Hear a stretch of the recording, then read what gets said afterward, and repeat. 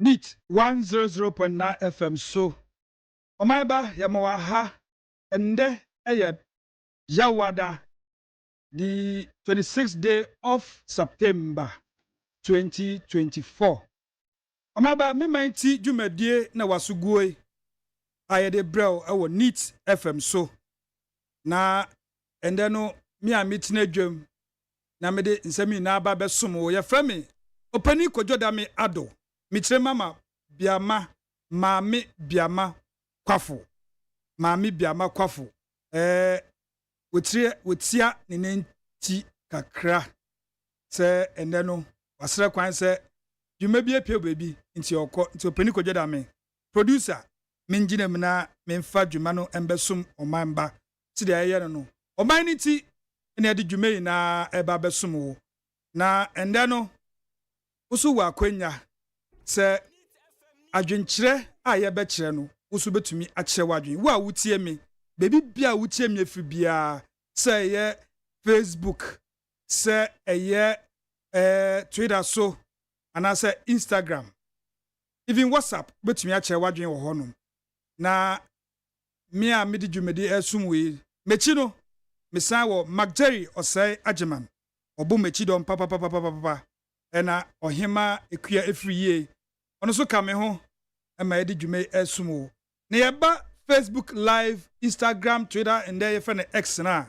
frema is abankro aginedwa ena nana ya osafo onso aginedwa a omo di dwume na ede sumu sembe hunye real live on Facebook enti ukọ a betumi ache wadwen na WhatsApp no me de betudwa say 050 372 1744 050 372 1744 che wadwen fa ho na yankenkan ma sa so na ukọ Facebook a enso behu Neat 1009 FM eno so ukọ wa behu Facebook live no betumi a wadwen wase enti ende no che wadwen na yeso ye che adwen ye mpia oman no enko nanim enti na dwuma ya to ne din se memman ti na ye hwe emre na ya bo nonko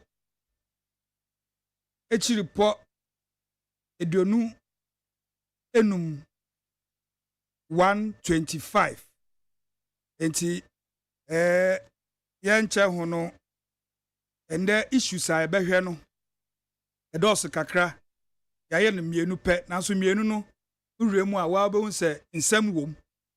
First on our list yebehwe election 2024 some medika ka cha say efri na ekoi no chese election no eyeden ya show a ebeye bia no ubeti election 2024 ho nsem wom enti ballot na omkoye no na wotwe etwemu ye ba behwe se position a party bi ebeda emata efa ho any position obi beda any position obi su beda na ye behwe sa de no se bebi a woda no impo ebetumi aboawo ema aba no enya effect bi either being negative or positive ana ye behwe no esan se MPP ekonya number 1 spot no omu jubilate mia me hwe video no then omo ye ballot no se Evans Nimaku director of elections dima NPP just how to say we peja se Bible se ne Dario no him just ne age se wanya number 1 other ones so jubilate me kai kwadonko ono so fa number 3 no onso yi no him NDC nso nya number 8 ono so ni age onso him mo the interpretations be brain po na aba saa so na ase ho eye Alan Kojo Chamatin ono so onya number 13 no so koda ase ho no ono so ehim saa se ase ho enti ende no ye hwe se so baby a wo beda ewo ballot paper no so no does it matter ehu hia na ehu hia ehia enesen enti ye behwe eno so na electoral commission mo bekaya aye Friday no ewiase ya na odebetu dwa se nipa 13 ena wayi omo se ombetumi ana wa clear omo so ombetumi akọ presidential race no ombetumi akọ gina na other ones in there you disqualify omo na eno ena electoral commission omo de qualification aba say there were some issues with omo disqualify omo no omo spell it out ni na yebebo ene ni bi a kirew see the electoral commission led by chairperson Jean Mensa odebetu dwa no yebebo bi a kirew na efri ho so a na ekuo bi a ya to omudin ana omo fra mo ho se Democracy Hub omo ye demonstration bi omo so omo ye demonstration number 1 number 2 number 3 na omo ye no issues bebre aba ho tese omo keka ne omo bubom ema police force achichi bi de bi ekogina court ema court so aremand bi eno so ye bebu awuram na eno ena NDC omacho letter tin miami ne kuma Sami Jemfi ono ye NDC National Communication Officer NDC for communication officer oye lawyer Sami Jemfi no dia betu just sidia ye ma handle just ya so sa protesters no omo demonstrate no so omo sane ehwetwe omo no NDC for so omo bonjo so and the same way so ya sansware mande omo no omo ntiase ne ntia obi ya ye kire na ya beche no na ya tete no na ko police station ezad na ko court asem bia no na court so aremande no ebi into police custody ebi so into prison custody NDC for led by Sami Jemfi say asem we there omobo njoso bako nti they call on the Attorney General and the President say omonhwe na Attorney General crowd on enter nolly prosecute say on twa asem no kra so na enja saa mranti kwaye omukwaye demonstration na Akufo-Addo President on so hwe say obeja omukra na ye po bi ache no about galamsey a say kwache president no nti Sami Jemfi letter otro bae no eno so ye bedi hu nkomo na enu mu letter ipie pe ena cheddar mo amuni cheddar Mr. Bediako odi abetu dwa say sa protest na democracy hub ekoye no politically driven enye galamsey issues nti ena omukọ saa demonstration no ene so yebebo onde ne bi amamo enti yeba sisia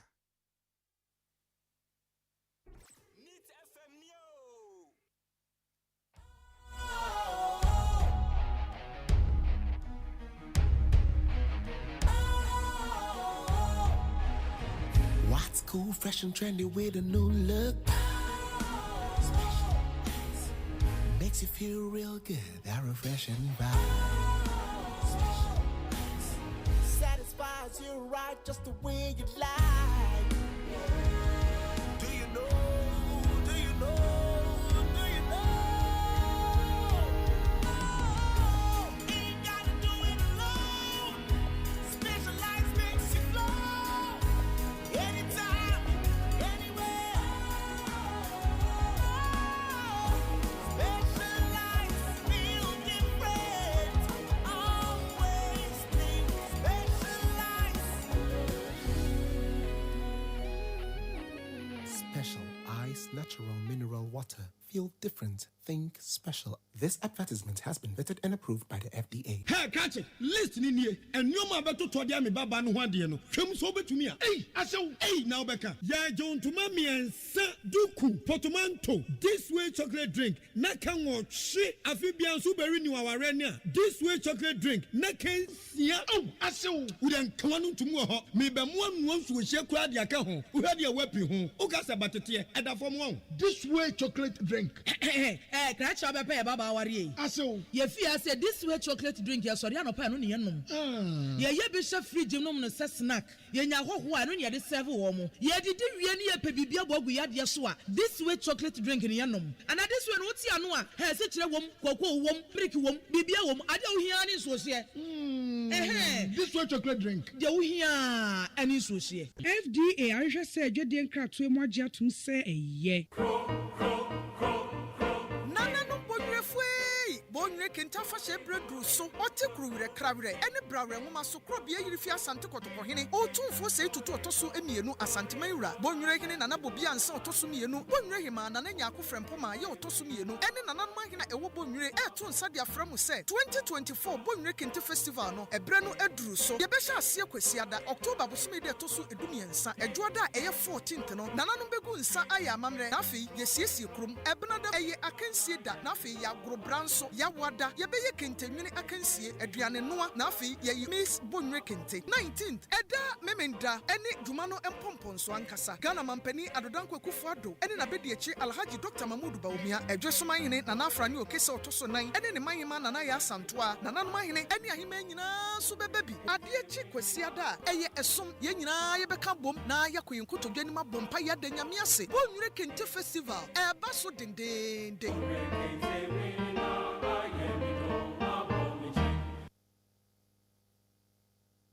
Neat FM Neo. Let me use this to correct the situation right now about my last video that I issued about not supporting violence. And I still stand on that, and I mean that. Now, why don't I support the youth for protesting? It's because I want peace in the country. If the youth of this country and the people of this nation have held it down for 32 Neat years. FM Neo. Neat 100.9 FM sunye yekoya ya ba na nda no yɛbɛfrɛ Akogan or deputy communication director and also officer at the NDC ne di saa nkɔmmɔ ehu ɔmo letter tintinti ɔmo twerɛ bae sɛ nea aban no ɛyɛ no sɛ ɔmo demonstrate ya kyerɛm na yɛsan so remind ɔmo no yɛne Akogan bɛkasa wɔ ho yɛsan so ne lawyer Kwame Adofo ebe di saa nkɔmmɔ no yɛne ɔno so bɛkasa ɛfa the same nkɔmmɔ no ho na yɛahwɛ beebi a mbra kwan mu no sɛ woyɛ protest anaasɛ woyɛ demonstration a wobɛtumi asɛsɛ nneɔma anaasɛ wobɛtumi atwa afa polisifoɔ so yɛbɛhwɛ no nso na yɛnyɛ no teɛ sɛ MPP youth wing no so ɔmo organize Saturday sɛ bold solution work ɛwɔ nkran ha ɛno nso yɛbɛfrɛ ɔmo national youth organizer Salam Mustafa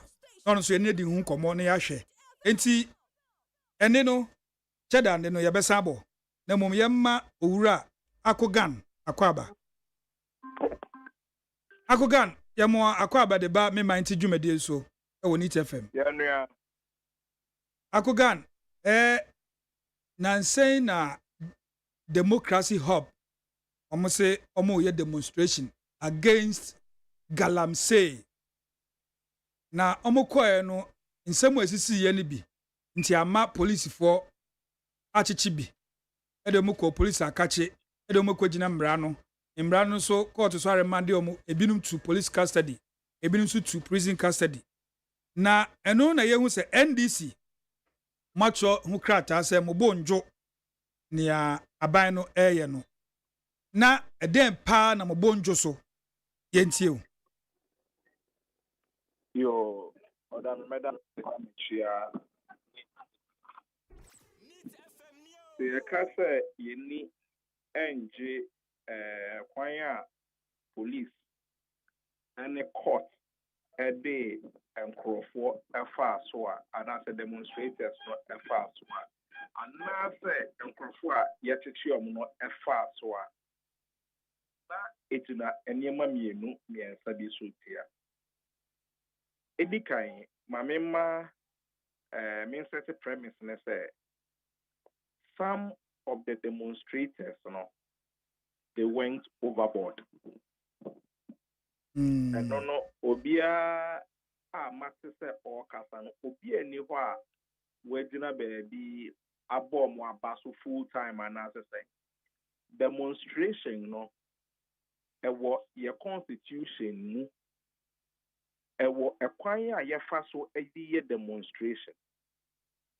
We cannot say we are practicing democracy abra demonstration and kaho. It is not possible. And not just say obi abeba abem obiano. Have it at the back of your mind. Say a year denya jumakuo bi ebeka say mbe demonstration and I say omonti bibi asi and I say bibi enko ye no. Mbe demonstrate. Secondly, during the demonstration, you say MPP for led by youth organizer and in control so ebaho. Ebema police for instruction. Sabe, the police ye juma na betie instructions from another political party. Na jume die no emu aye jure mu kakra. If a youth organizer of a political party, betumi aba be direct commander, and near Mr. Muyechiwe, we mu ka ho chiwe mu eka ho a. Na just a policing in Ghana no aya gudi. Akogan. Yen tiwe mfiri what tew. Who case so say yes, video si wo ho no ma ya che say Salam Mustafa, national youth organizer of the MPP, eko honum. But as to say come instructions no and a command na pese wo kire mu ye na ye tie ase ye or instructions o mo ye den am ko ye den o until say o mo bedru ho na police achi obi until so mo bedru ho no na police achi obi na police for betna ase Emma youth organizers and crown we never bet them with Juma e bi mo aye no for 20 years e bi for 30 years na ye ba be direct mo Is that policing in Ghana today? Enti na yɛpɛ sɛ ehu direction de direct polisifoɔ no sɛ wunim nti kyerɛmu kyerɛ yɛn ɔdaakye nso ɔmo yɛ dɛn. And maybe so say until say MPP youth organizer and the boys be go on ni achi obi ana. Ana sɛ ɔmo kɔɔ hɔ no nti na yɛkɔkye obi mu no. Yes say asɛm ba. Na wonni ho adanse a. Asɛm na ho bi ne atwa didi adanse. Saa. Meboa. Saa. Exactly. Nti wunnim omo ba ho na omo tutu omo nsakyere police for direct omo nsa video anche omo wo ana. Na sɛ wankasa akogan de wunnim asam potia ɔmo ka kyerɛ polisifoɔ. Me go demonstration ni bi. Ukɔ bi. Man ko bi. Aha. Nti mpɛsɛ anu nti sɛ obi a ɔwɔ hɔ ɛka kyerɛ me die si ya. Oh, okay. So wunni hɔ direct me sɛ omo ankɔ yɛ hwee. Obi anka sɛ ɔmo ankɔyɛ hwee. Memi pese wo ka asɛm a ɔmo ka kyerɛ polisifoɔ direction ɔmo de ma polisifoɔ no. Na wo sisi a wo kyerɛ sɛ ɛyɛ reported speech. Exactly. Good. Na sɛ wo ni hɔ. So after that no ɛna sɛ gidigidi ni nipa tie ne nneɛma no ɛba asoɔ. Ɛtɔ so mienu. Nkurɔfo a demonstration ɔmo nim ho hwee. Papa no say why say shoe white in the sauce white to crowd or see me jam manyame. Ofi asore them and no drew on the action at the Afra. Under normal circumstance, say ye police you must send na SSA police you buy ye na matchi ubi for 2 days. Went to me and screening. Bakwa or bad time. And as Meka said, wafa a full 4 months. Ofi 37 hospital a continental alaba. Ya cheno. Akrana onya ma wi asena kasano. Ya started air time ni and sana ya wono. For all these 2 days, police sent me a screening. Who say, Mami enyem. Young family hospital. And now say, young man of police dealing po. Police need the in the council and who's had their way. Screening Ben Amoye and a damn be also seen a more prevent say what you be. And where a Ghana X-ray said the person has a right to a counsel. As I say, mutumi emane lawyers. Why you be full? It's not a panicina more panisio more say Namudim ready. Because Obia Odim ready piano, the first thing Obeka and Bibia Brunifreno Miranda right at the actual. And Nuna Yamoka say you are under arrest. Anything that you say can be used against you. You have a right to a counsel. You have a right to answer questions or not to answer questions. Then the police have offered the NCB. Ejipono, cheno. Eji party say, let's go. You ODAME say, yeni say. Do you for organizer of MPP Akacho say, yeni say. Now, one kasa police for dignity, dear, ni mu ambet makasa deal with here. Your phone and yet. Now, who say what's our boy youth organizer? Edina Bembio. Na maybe say youth organizer no. Maybe a back door. Or say or call her because on who say almost she MPP in your ma billboards near the ade and videos to be so ewo say who say microphone and I say omo demonstrating omo bubu ba omia ODAME to go okay say ya say bema obetumu ono obuwa oyi uka wa fa wa betri Sanken this in a demonstration. And a yetina hona, Yamin Pingu. Yet MPP flags and as yet MPP Yama. I'm going to make a saw about. But I mean, answer our question when you answer us. I'm going to make about. I don't remember. Here, Punakuno. I didn't say Obabuna coincident. Because when who say Nipa 6, Nipa 7 be and an enamo. Into so no quack stop form. With what capacity? Na Obi sell property. mhm. And then you report to the police. But Police station report. okay. Akogan, ma mi bisa o, wankasa wo hu video sa almost say MPP for nyoma. And when me call her match, me call stop for. When to me and stop na catch police before say on catch you one answer. Oh, man, cause someone no answer me you omoka. To me cause or direct police what to do. If you don't know. Na Akogan, me pese me bisa wo nso say. Wankasa we hu video wa e kire say ampa demonstrators say MPP for omo flags na omo posters ana. We hu bi. Yes, sir. Interview we are seeing. Make us say some of the demonstrators went overboard. Into overboard no. Oh yes.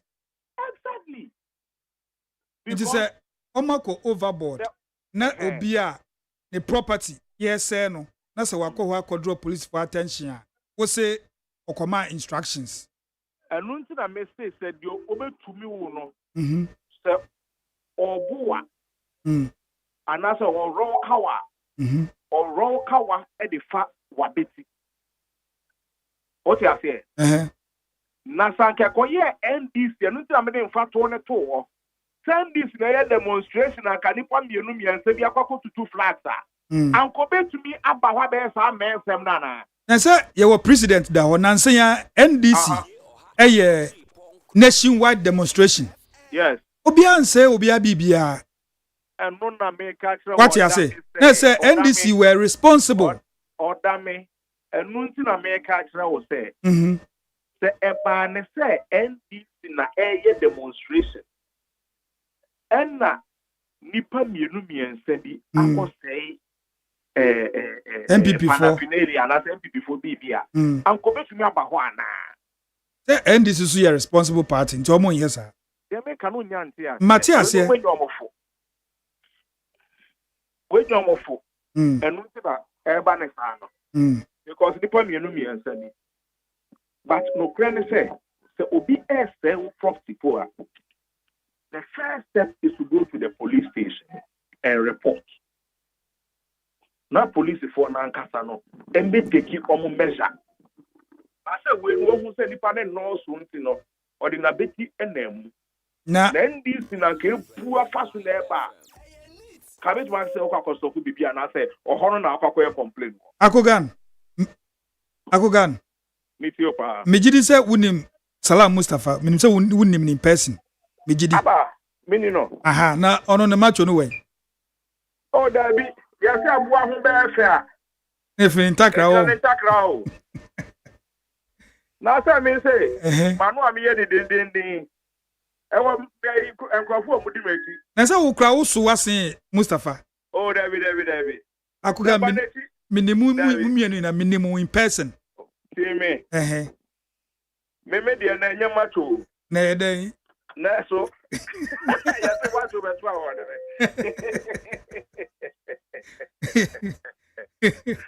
O di ase. Mi guzu tie.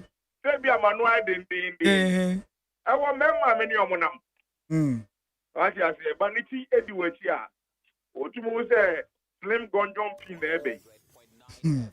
What you must say? So what Mustafa did was equally wrong. Because about the sana, everything is seen in a political eye. And no crabema demonstrators the crown or Mubua says for more.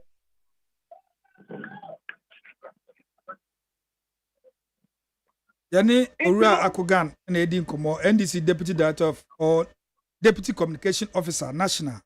Yeah, share demonstrators IHB Yadibiko prison custody Yarimandium Yadibisuko police custody and NDC for letter on the bar and any do home komo.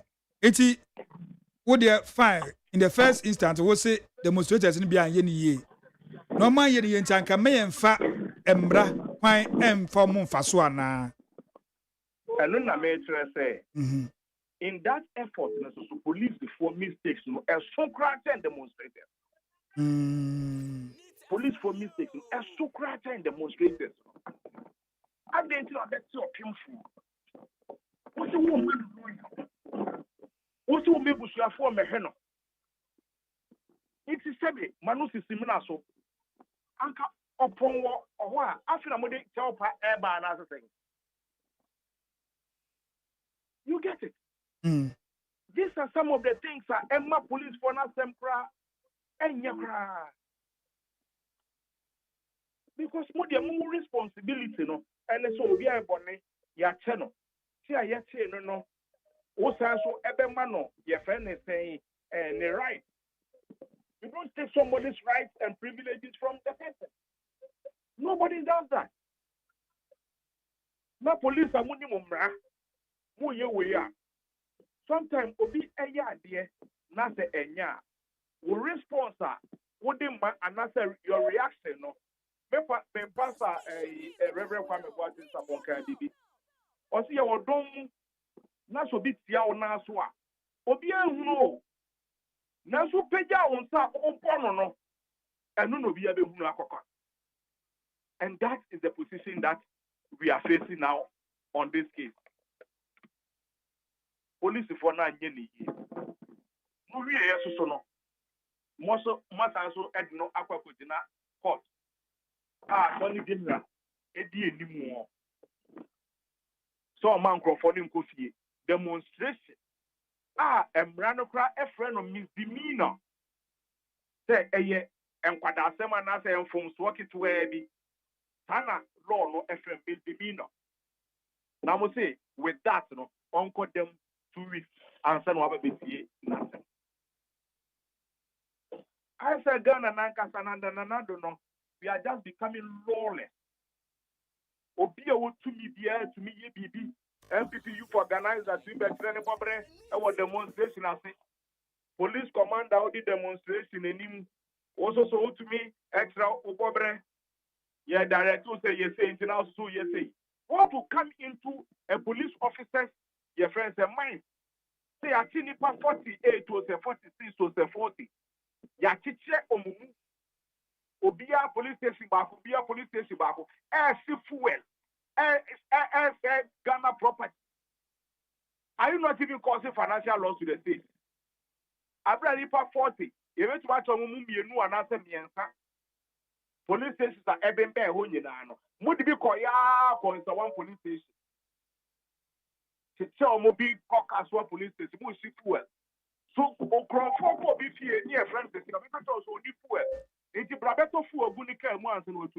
Na akogan eno no how bi wom say ya chill na ebia police station ewo La Paz container omuntumi emfa won to ho no omuntumi fa won ko behind the bars ho no 37 enko La Paz police station na say the way free ho no aba Tesano so ehosua eno na me kira o say na de bi ko cantonment mfumso bi won pese uchem unya abotre na uchem se mfumso e wo ho na ye na me ka kira o say adwin a mode ye ni adwene bone because everybody has a friend so be so ya chin crofo ide police station 1 2 3 4 5 ide ye kokwa ye behu but abro ni bi ye enti no ye de baako akọ nima police station ye de baako ekoto sano ye de baako ko na chese lawyer fo a omo hwehwe emrante ya na se baba we so aka ho na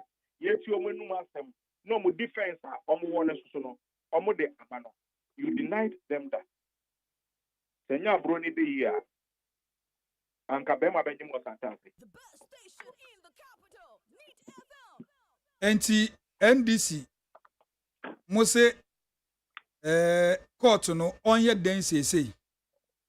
Oh, for us we cannot dictate for the court. But the first thing and say Attorney General ebejai case no move say enyadia or babe prosecute that case. That is the first thing or the first option that they need to do. Now, just NDC. Decision, some of us are not happy about it. We are sad about it. We are disappointed about it. But hey, you can't do much about it. However, the police and the government I'm found Kotunima and Kotini baby, John. Enti na say NDC for the moon from so a was our demonstrators ya de omo ye moon omo block kwan e like obien to me come back moon say in the first place, you know, I don't know why you are repeating this, especially when I've told you say a be echo overboard. Good. Enti say omo ko overboard. Na say demonstration be any Ghana Obeka me say yem block kwan ya na say den. That one NDC for koye demonstration. Ka be to me fa ho. Say no man fa bo engu akwan mu. Na nipa go kwan ma be to me twem akọ. Nipa na gum omo namboko betu adi omochi na we no ya de abo na hihya taxis ase. Ya namboko no. Ya block ka kwai. It depends to me nko. Enu nti na anytime I hear demonstration no. Yema alternative routes. Ukoha roadway between this time where you block no. Fanny say. It is police duty. And nuntina ye call demonstration ye call police station ni omo nyina akwakotina say agree. Now last time I hear call demonstration no. Greater Accra we negotiate say fa tantamount to onim ho. E dey for High Street echo. Police for no party okay said there be yes. Na traffic no be den do. Enti no mo fa ni say. The moment you agree on those terms no, remember other pedestrians and now say road users no, more other alternatives that be use. Good. It is as simple as that. Good. Enti we su sa omo ni police for tenase. Na police for achom route on befa so. Omo de omo so omo mfa so. What you say? No omo fa so. However, omo use side route no. Some of them misbehaved. They went overboard. Enti se we misbehave wa ye mam radenda ho. Odame their friends said you see the Oduan pen odini fufu bo meboa. Inti the nanado epeno eno catch up Godfred Odame say onye. Inti say omo say this is the best young person with the first one. Yeah, it is not for us to direct Nanado, but Obia Nanado Danko Kufuadwa the whole Ghana. Why demonstration action Obia? He should be the last person. Uncle do be every court based on your friend is saying demonstration. Nanado should be the last person or do be court on demonstration. Yentie Ura Cheda and so no comment why you fa that demonstration na yanjo comment kakra why what say Yentie Cheda ne comment why you fa demonstration na also yanjo comment and found. Oh, there be only me because me another program. Yeah, no, we are just under 2 minutes. The person will comment on that. Okay,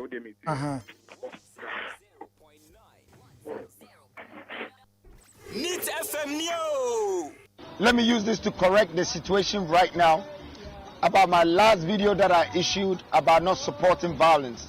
And I still stand on that, and I mean that. Now, why don't I support the youth for protesting? It's because I want peace in the country. If the youth of this country and the people of this nation have held it down for 32 years to 40 years of understanding politics and whatever encumbrances, crisis, issues that it brings, and they've managed to survive, then why would they want to use violence now to send a message and say that they've had enough? Well, let me tell you people something that you might not know. All of these protests and demonstrations that has happened in this country in the past year or two were organized by one of the duopoly. It's the same politicians, and I said it. I'm not going to mention names, but you know that Jolobi and Fix the Country was fixed by one of the existing parties. We cannot do this to ourselves and destroy our own country because of a politician's personal interest or a party's interest. Please, Ghana, do your research. The people in front of all these demonstrations, some of them have treason charges. Find out who sponsored them for the mobilizations and all the things that happen. Do your research. This is not about Galamsey. This is about a political interest. Neat FM Neo. Ako. Yeah. Aha. Enti cheda pa kire se enye Galamsey interest na sa protesters yi omo ha omo wo na mo political interest. Sir, ope power mboa. And the campaign is MPP and this in Ranko. Saba pepe. And no say demonstration in our Ghana for the duopoly. Yes. MPP and Pepe. Exactly. But I did back say they used to do research. Cheddar should also do research. No him Crawford no more demonstrating. And Crawford actually and more police and the prison custody. Nonsense or maybe and be an analysis. Young for the president. Wunjin this politically motivated demo. To send your come. Because as a political party, we have the numbers such that we will not come and hide behind anything. As a political party, we have the strength to demonstrate on anything we want to demonstrate.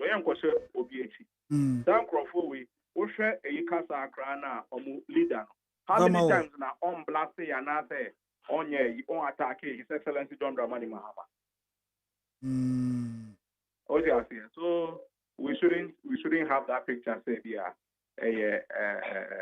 How do you call it? NDC in a share committee and there. No.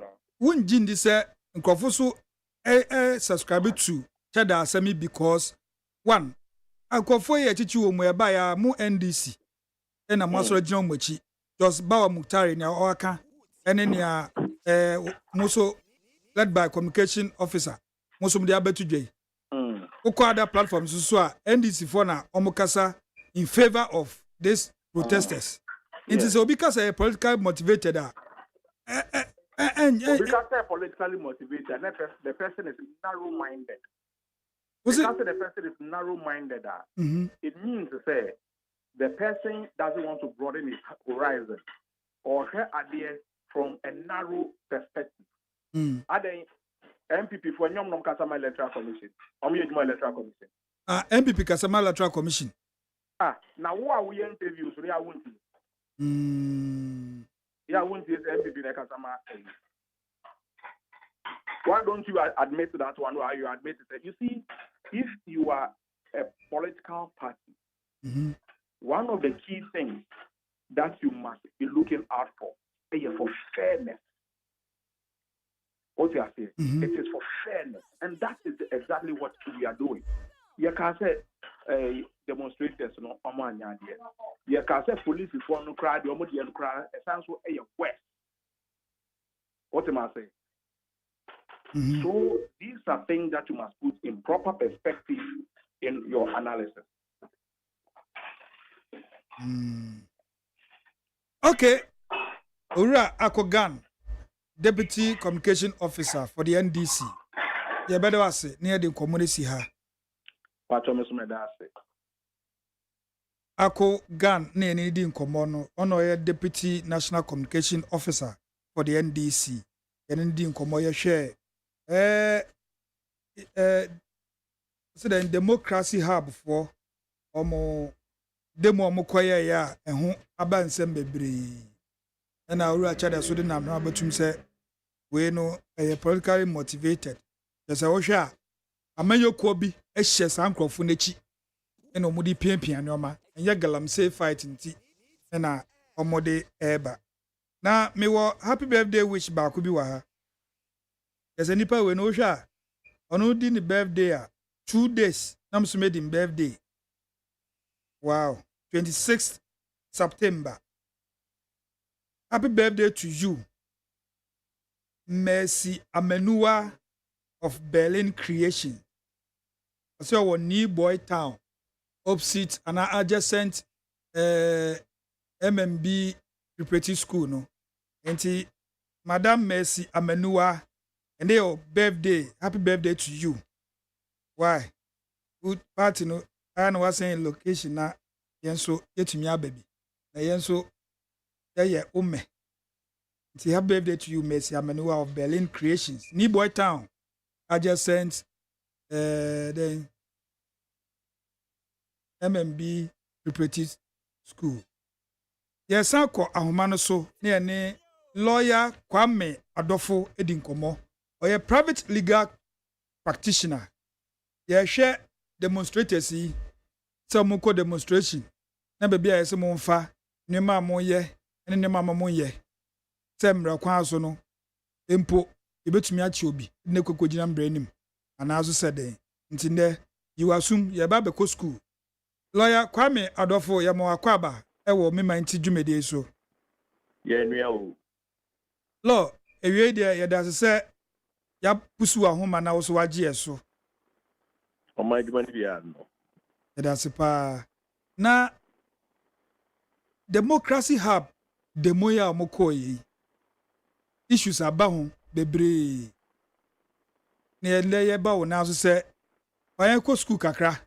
Ne ye hwe se wo pese wo ye demonstration na police for ene wo tenase se aha ena ye fa ye beye we yen ye we na wo buso a nhihye ben ene wo ho enti ye tie o Many am men chia obi on am chia tie for and what have for the video of Bia. Na yen sha say in a democracy no. You say ye ma kuni a constitution. Constitution is my right to protest and demonstration to demonstrate. And some my right to freedom of expression and so on. Freedom of association. Constitution is my right. No. Yes, I will I also say this. There will be a public order act. I just say no. Some person called demonstration, another protest, another visa. And someone seeking permission from the police. Not police more permission. On any starting point. So a starting point say, almost we had demonstration and our protest. And you be almost seeking permission from the police and that is the starting point. So answer me yesterday. Almost my reason being someone call demonstration. Almost catch police someone call peaceful protest. Another call someone call violent protest. Naturally, some call peaceful protest there. Then it means that someone call protest that it turned out to be violent protester. It means someone breaching order. And I say permission at the moment. So that's how you should start. Permission ben no also keep permission. If the answer is yes, then did they say almost call peaceful protest and also call violent protest? And he said almost keep permissioner. It means someone committee an offense already. To go on a demonstration without seeking permission is an offense against the public order act. They also seeking permission. That's also called peaceful protest. That's all called it didn't go peaceful, but it went violent. It means you've committed an offense. So this is where we should look at it. Now, but who videos? Videos, obviously, they were people. They were being violent. To the extent that some were even burning other people's property.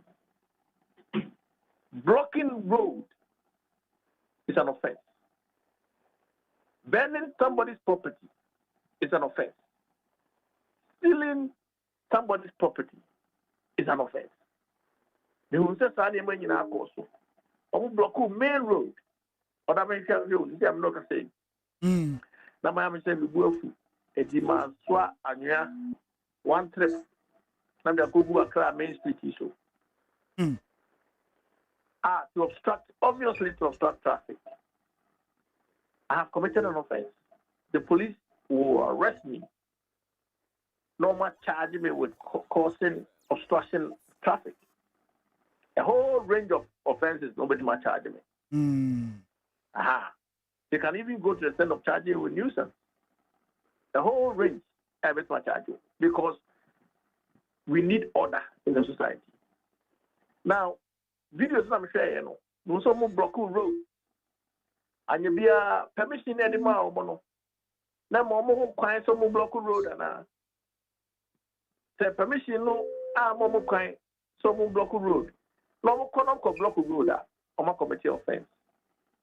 Again, permission now so secure, one secure, that's another question. But so we seek permission. Some more call peaceful protest. Not some more ending up burning people's property.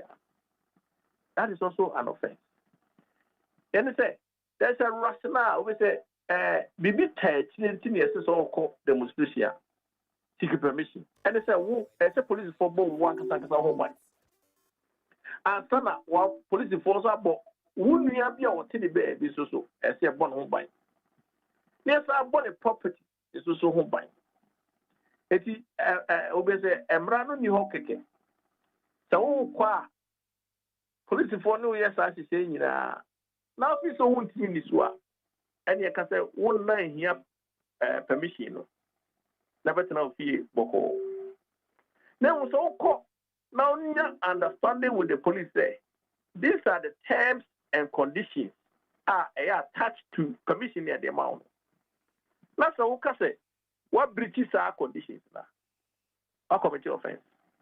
So my general view is, from what I have seen, the police are more quiet, so much me block road, and no more I don't pay.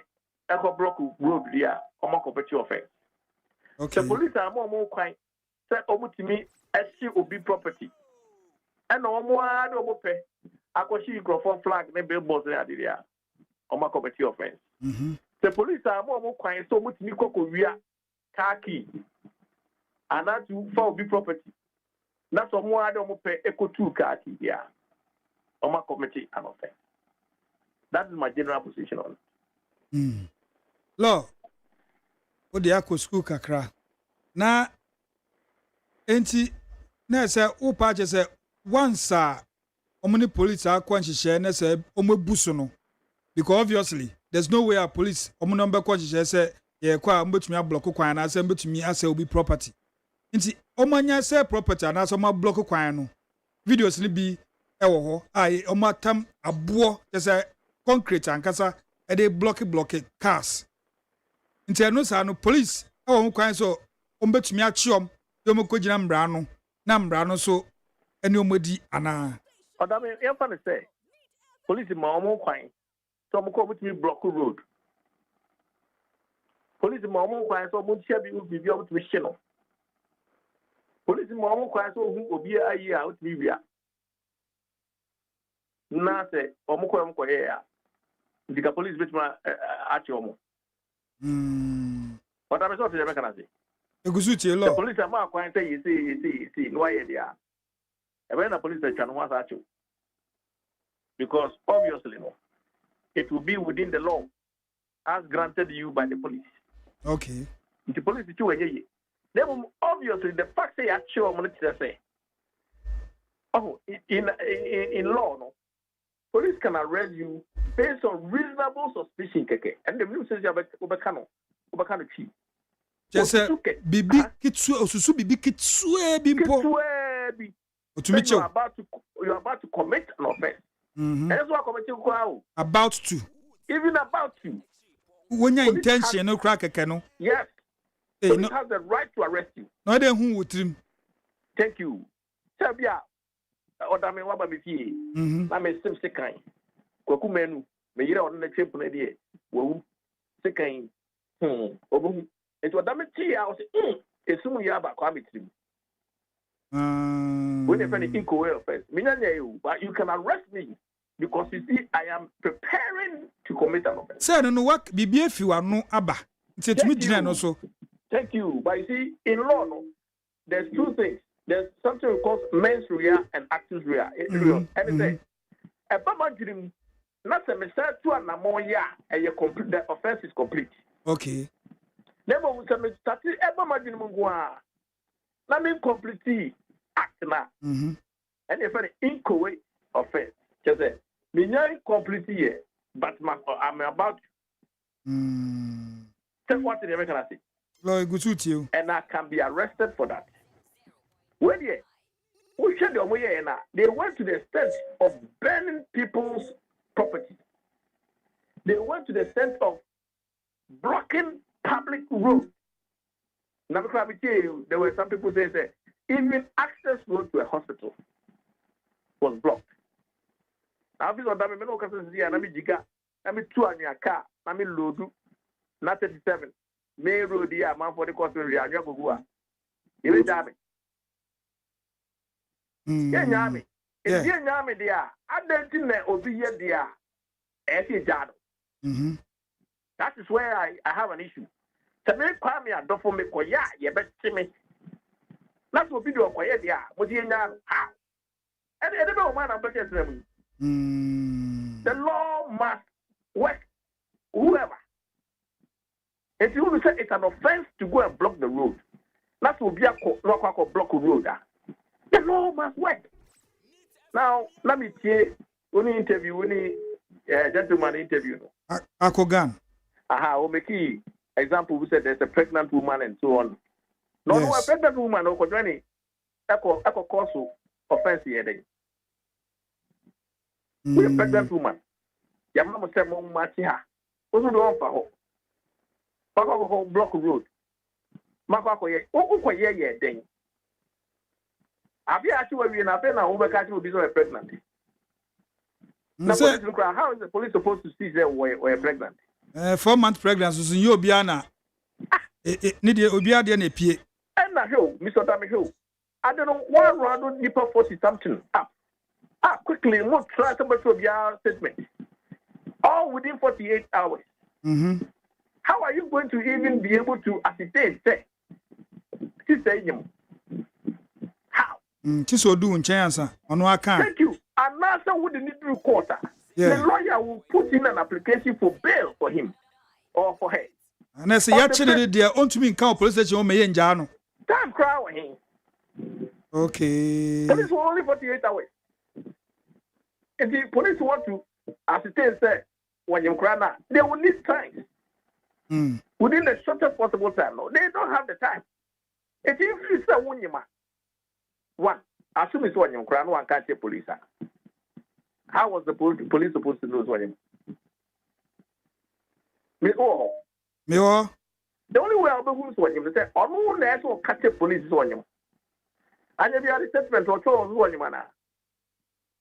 So try there. I didn't need court. The lawyer are appealing. What's it called? Apply for bail. On the basis, special circumstances. If this is a special circumstance, now court NT to decide whether or not to grant him a bail. These are some of the things that we shouldn't be doing. It's a disservice to this country.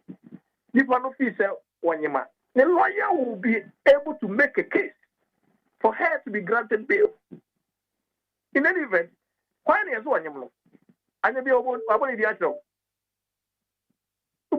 there's no such person existing.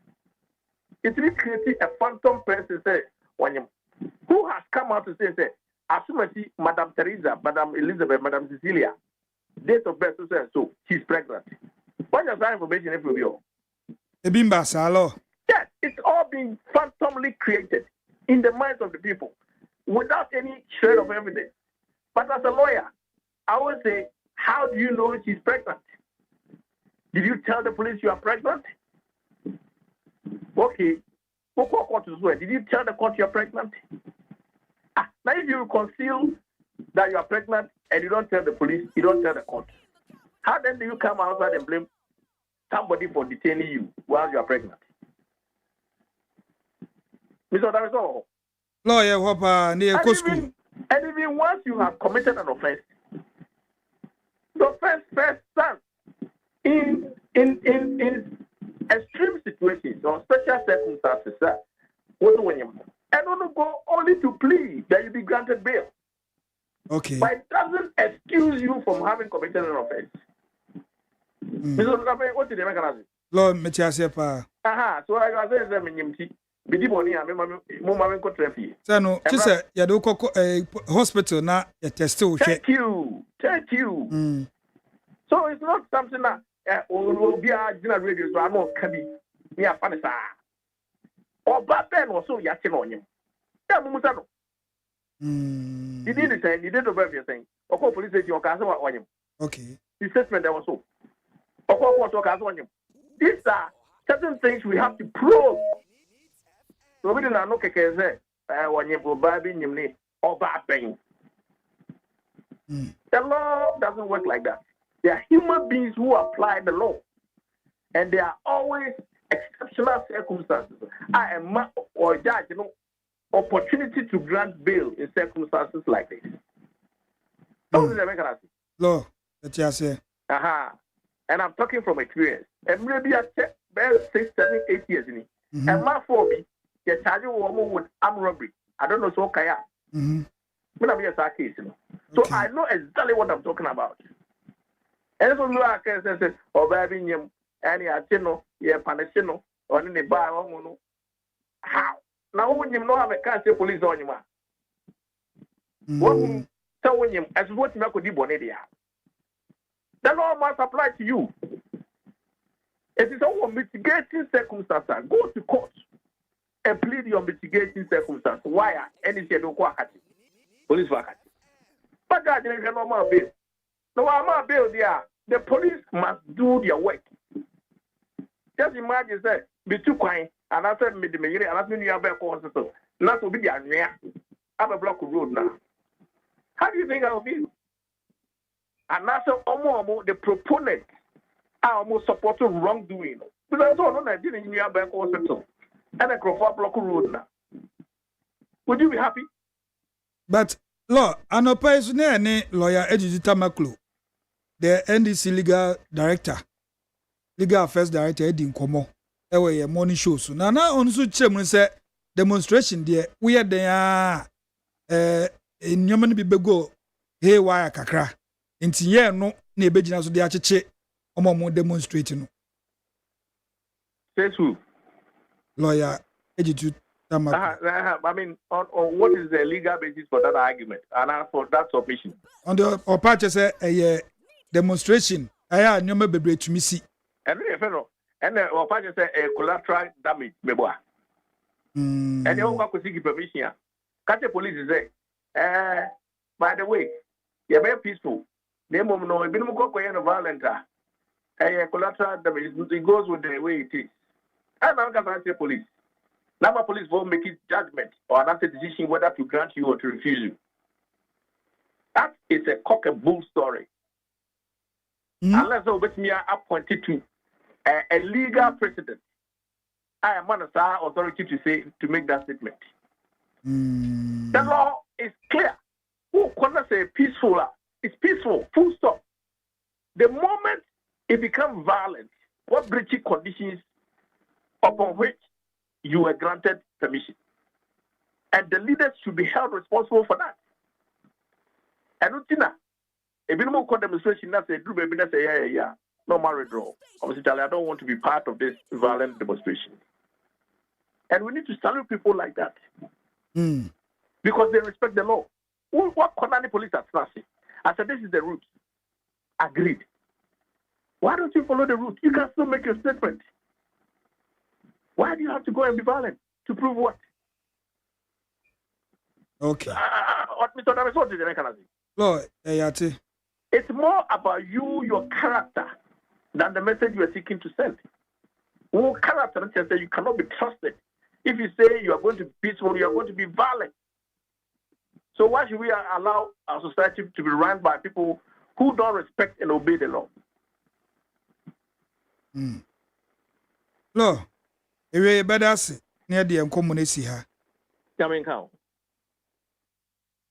Yane lawyer Kwame Adofo Edi Nkomo. Ya share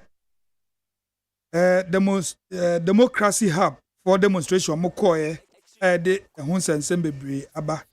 Ya share the legal point of view say uko demonstration na conditions are police for enu ehyehyeye se aha na yebefa se na yebeye na se obusu a empo esan say demonstration ti yenja ona kosa na say yebetumi ndi we kwagina embrana no na ye ne akoganso ekasa ho kakra na obi mu send messages ehwe ye WhatsApp na there's a way 126 no the ba say is this the new Mahama or old Mahama? Don't waste your time.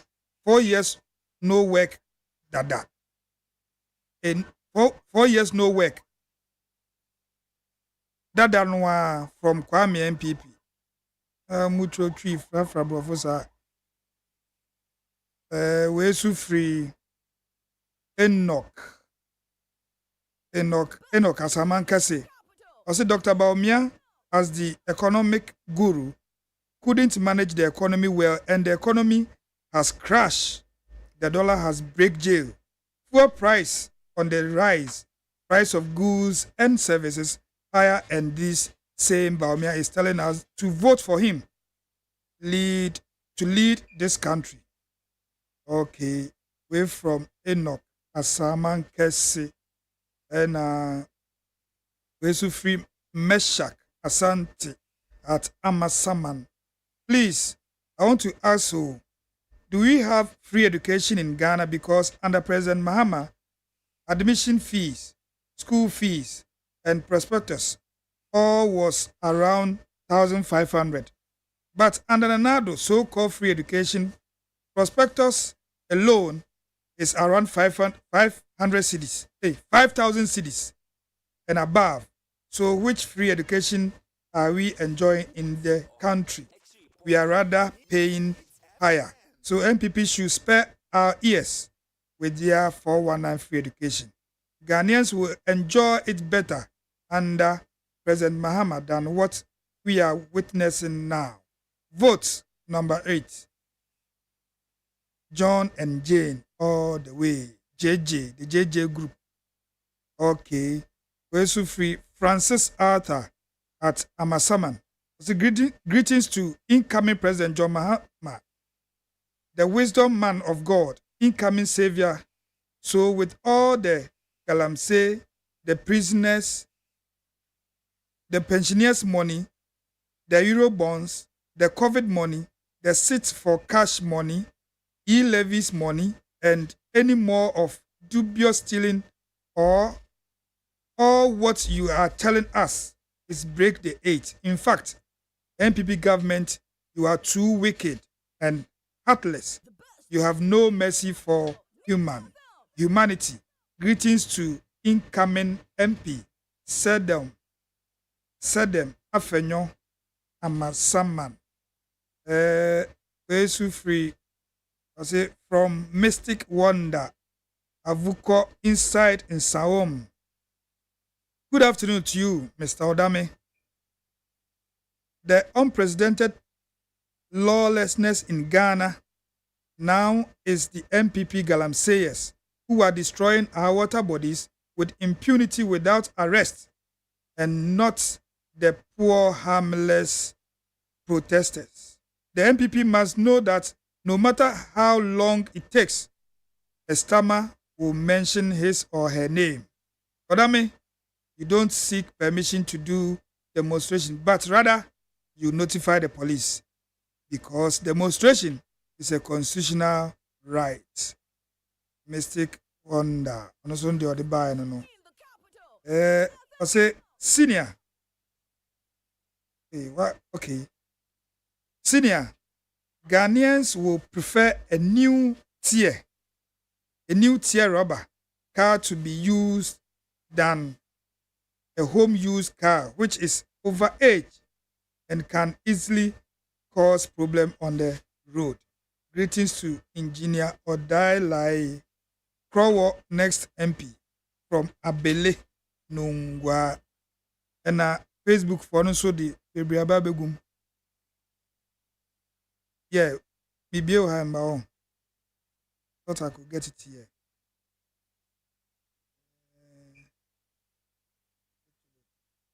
Okay. But I'm not seeing the comment. Okay. Films. Okay. Yɛbɛkɔ Facebook for no nso so na yɛakenka mo de kakra ma mo. Na ɛnɛ no yɛto nsa frɛ owura yaw asani tano waba bedru atena ase. Saa so na nana kodwe eje yaboa ɔno nso bɛba from the MPP. ɛna Richard Etonam Nyako ɔno nso from the NDC ɔyɛ Eastern Regional Youth Organizer for the NDC. Na owura yaw asani tano ɛyɛ political analyst. Nti yɛbɛkɔ na ɛne ɔmo ekodi nkɔmɔ but Facebook for so deɛ naba nti yɛn kenkan kakra. Ɔse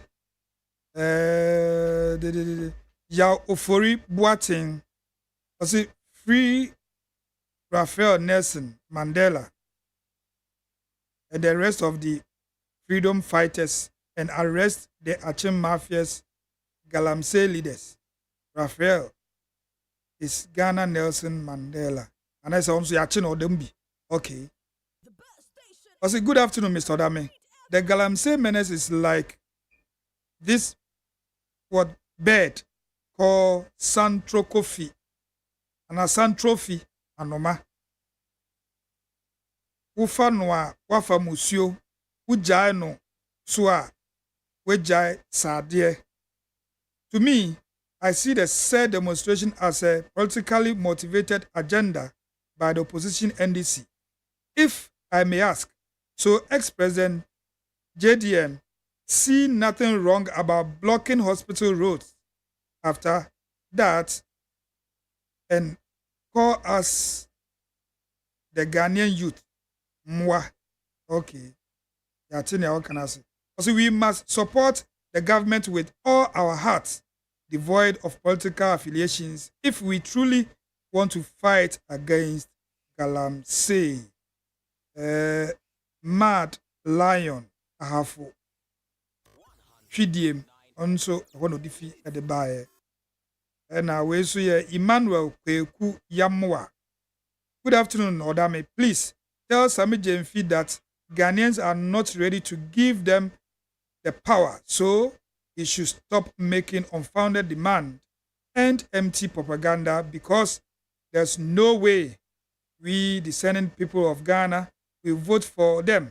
So they should stop the useless demonstrations. My regards to the incoming Honorable Amadou Kua Okankwe North, number 1 on the ballot. Okay. From Mystic Wonder, and also the Biaba Facebook. All right. The same thing that about WhatsApp. I can kind of that. Mad Lion also there near boom. Co-main Pillar 2. Or say from the Mikwabenya constituency. To continue free SHS, press 1. Simple. Regards to Honorable Nana Amadokuya, PC for Kankwe North, a lawyer and lawyer Michael Pay Jr., PC Domikwa Benya constituency, by co-main Pillar 2. Oh, okay. I've been a matter message. All right. Kingsley David, also the B-by or say, do put the name to me in kind. Meshak Asante, or say, speaking to lawyer Kwame Adofo is like speaking to Nana B. So there's no way he will speak to favor the demonstrators. All right. Azure Dramani is watching. Benis Afifia Donu is watching. Hajia Hajiunkwa Yesu. Benis Okai Stanley Ni Aite Kweku Odai. Oh, all right. And yeba studio B na yen bidi nkomo na nanka wo interview baako na yehwe se ne Mustafa ana Salam Mustafa NPP National Youth Organizer ebedi nkomo kakra na ya hwe 1 kwa omu call demonstration ase no democracy hub for yom demonstration a omu kopia so omu kopɛ den ena nka 2 anya ntia se Saturday omu ba bɛyɛ bold solution walk Saturday na ke ne di hu nkomo nso ya hwe but ya pusu ahoma na yensa enka no nti yebetu adwumedie ni so na yentwa ye ho kume bi yeba sese ya Neat FM Neo.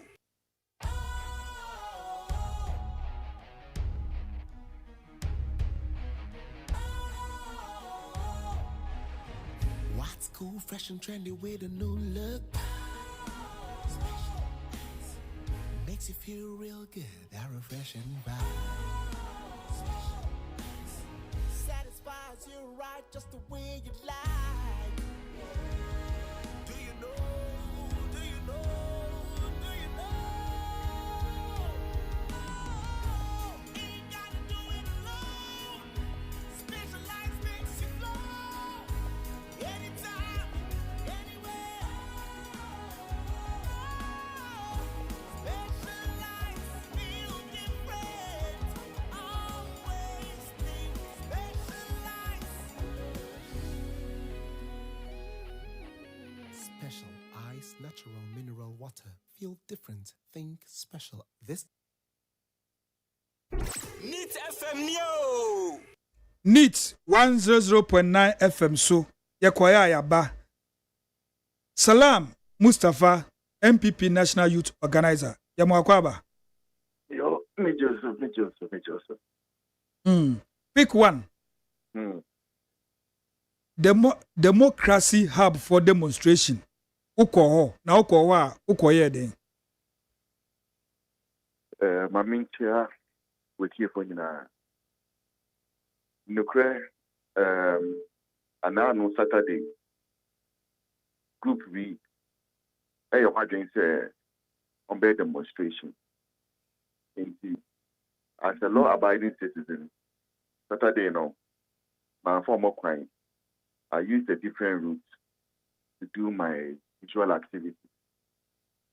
And me also na start any calls. The best station in the capital. 37. And because I almost democracy group visa, almost a demonstration. I'm demonstrating there. If a MPP Yamaho saying and Omushi and Yama because or you check me my be or my way. Maybe more accordingly. From 2012, I've been part of demonstrations. I have led demonstrations with the idea meaning me I go online. I could share videos speaking. The party for both we first started by me who the party for both online and so on and so forth. One, I'm sorry, Mr. Baby. As youth leader, no, meet me and now, na me yesha na unko for I say your campaign for a familiar idea, they are decorating appliance to say, a best any message to the voter. It's a bit more FPP, be wouldn't be. Then I citizen arrest. Like a cochomo edomokoma police. Because within your law, no, citizen arrest is legal. And see, na yen what I say, ye cochomo, na ye domo, a coche police wants to say, we omo demonstrate, we ye hooligan, we ye true for. And see, mana any woman. But penny for a bastem police force so by for no shy. I can't say withdrew a mono. The tension was high. So the police came into the matter and we decided that we are law abiding. We abide, by the law. But we're also demanding that the police do what is right as far as law enforcement in this country is concerned. And I that year. And I sorry free home. Someone to say national youth organizer, that may go and then look but not but I did go on. And he say citizen arrest and one no. Okay. Na obi beka say uko ho no nanka uko ho no kra na ema ade na escalate ya ubeji atum say ma ebufuo no anase tension no kra ko high a ubeji atum esan sɛ wo de wo kɔ no menyɛ so sɛ wo nko as Mustafa na wo kɔ hɔ ɛsɛ wo ne wo mrantie o mo beti kitikiti na wo ne wo kɔ hɔ o mrantie na me no mo na me de danka obi antimi nyɛ baga waya wɔ na ka be kukuru mo tesem kokɔ edo makoma police wɔ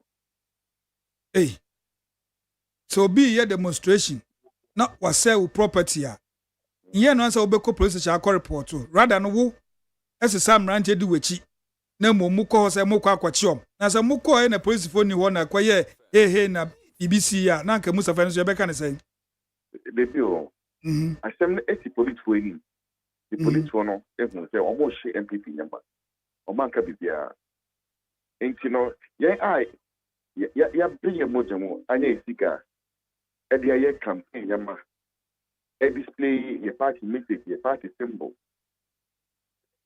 yes ni ent no hanya chai ya almost say yama ni baby you can't do that. If the police were interested omo eshin yama no they would have stopped them. And it's na ye go ho say your party yama ye remove by na ni o ma say no na ya chi omo citizen arrest na ye do ma koma police na dia omonye say you know na o my die eno ano because they are not more on there me attend on that any idea omo no bit my bibi omo to no 1-to-1 like ebe kukum tisam kokɔ e do ma koma police for yani Orua Akogan NDC Deputy Communication Officer National any di nkomo a while ago na o ka say wo Mustafa Salam Mustafa MPP National Youth Organizer say NDC na ye demonstration saa na mpo o ma say MPP nyoma anka obetumi aba ho omo try ka tell me say me omo try like omo mo piga say NDC try a omo piga yes Akogan so say Akogan so ka ofidie so say sanka NDC na ebibisa na mpo o ma say MPP nyoma bia na wo ba ho anka ombechiwa bo me fi omo no o ma grossen eno ne ya agro oh ya agro no fi onko Akogan yeah, cause obi obet ma obi na go kan of me obi obet ma obi ma three obi Akogan enfi onko oh yeah agro now the microphone serious on be put the fire we Akogan nia Akogan ka no embo hu sanka NDC a na nka NDC na ya nka Salam obetumi akwase e se ka me se me ko yeah be kopa and I have issued a statement that if the NDC almost your campaign material, your billboard, flyers, posters, I've issued a statement. Yeah, I'm inside that statement. Everywhere John Muhammad, those billboards, we'll tear them down. We'll do it. How many times have you afe Akogan esa aka say wo Salam Mustafa ukodu ho no na wo instruct the police as to what they should do because won ko ho no na yenchi emranche and demonstrators na yenchi obiae ba wo kodu a wo instruct omo no na afi police for echeche emranche and so then wo kan found and that you know he's thinking, and I don't have any response to it. Now, who could do on one instructive police? Baby, I didn't instruct them. Now, who can then show more almost started to change Crawford? And I catch on some coach. You catch a police and he say, Uncle Fono, how much yenya? How much say yenya? No, how more yes, no, some more say yamano. But you are not doing anything to stop them. Inti yen ya pa say the baby much manama. Inti ya kocho ma prem. If you can't take them, you don't go either central police yeah, and I'm going don't go headquarters. And obviously don't buy on your show. You go na BBC, and I'm saying the BBA, no more money there. You know, if I was scared, then can you Obia, Mr. Amin Kimbao? But I came out well prepared. I came out well prepared for it. And I mean, I'm mighty, I'll make my age by man. And I'm to see fine, so I could say, look, I'm one person, I would die standing than to, you know, survive than to live, you know, begging on my knees. Me, yeah. That's why not actually.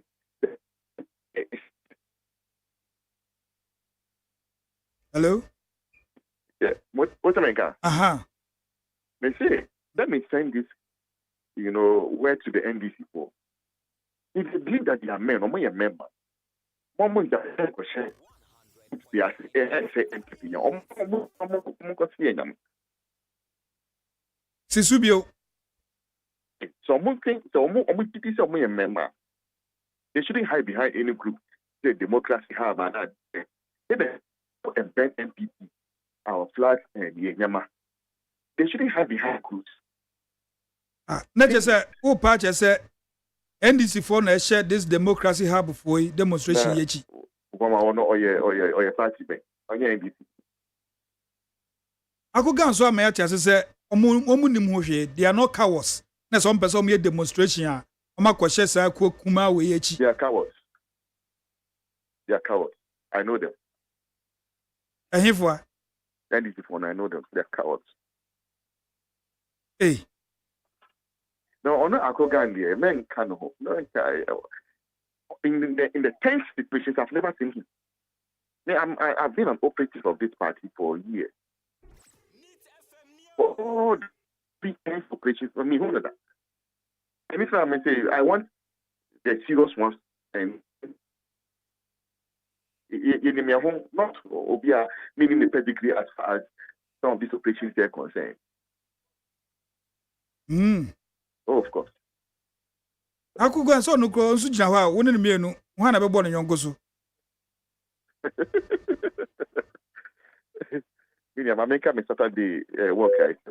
Ye beba so na nsema wo ka no asa wo there NDC ntina pese ye timu ye. I'm not daring anybody. Me come at them. Me come at them. I'm not daring anybody. Okay. So say me there why was them. Na just finally na say wo there wo sisu say ye NDC for na share this democracy hub for demonstration echi. I'm shot here. Because I would have expected that you would condemn such an act in no uncertain terms. Because you're a party. And for me, yeah.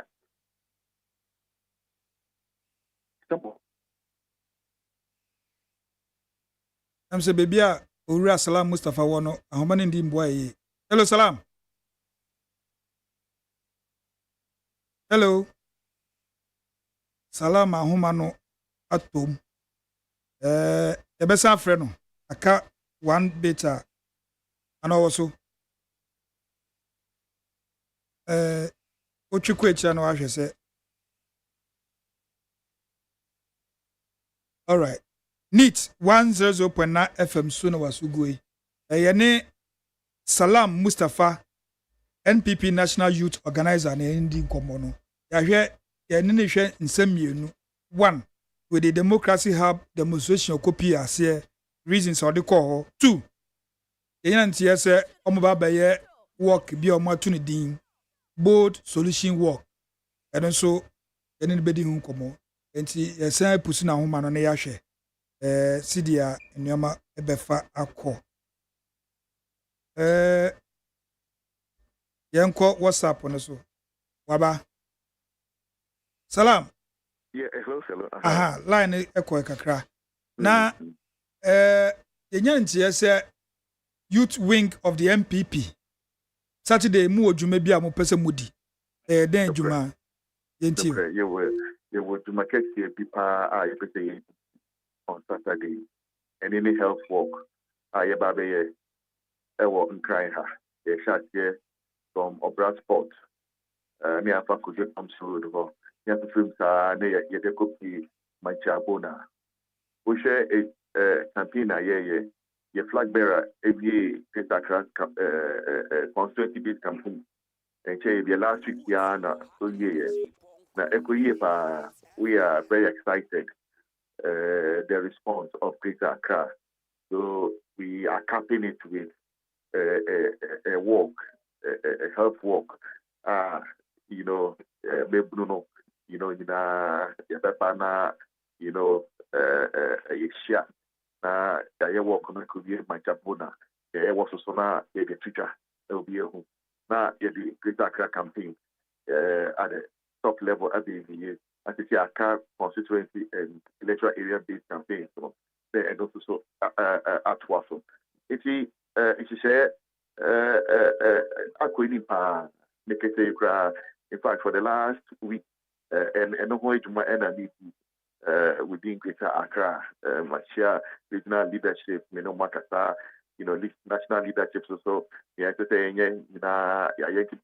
Edda, Naikwemoa, and Yamincha, they started their Anapa by 4:45 now.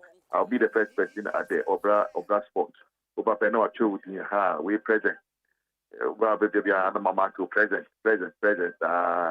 Every time you move, na you move to my chabona. It's idea the kuye pa intimi pa kuye ina ma invite here officer on Kahubi. We are people.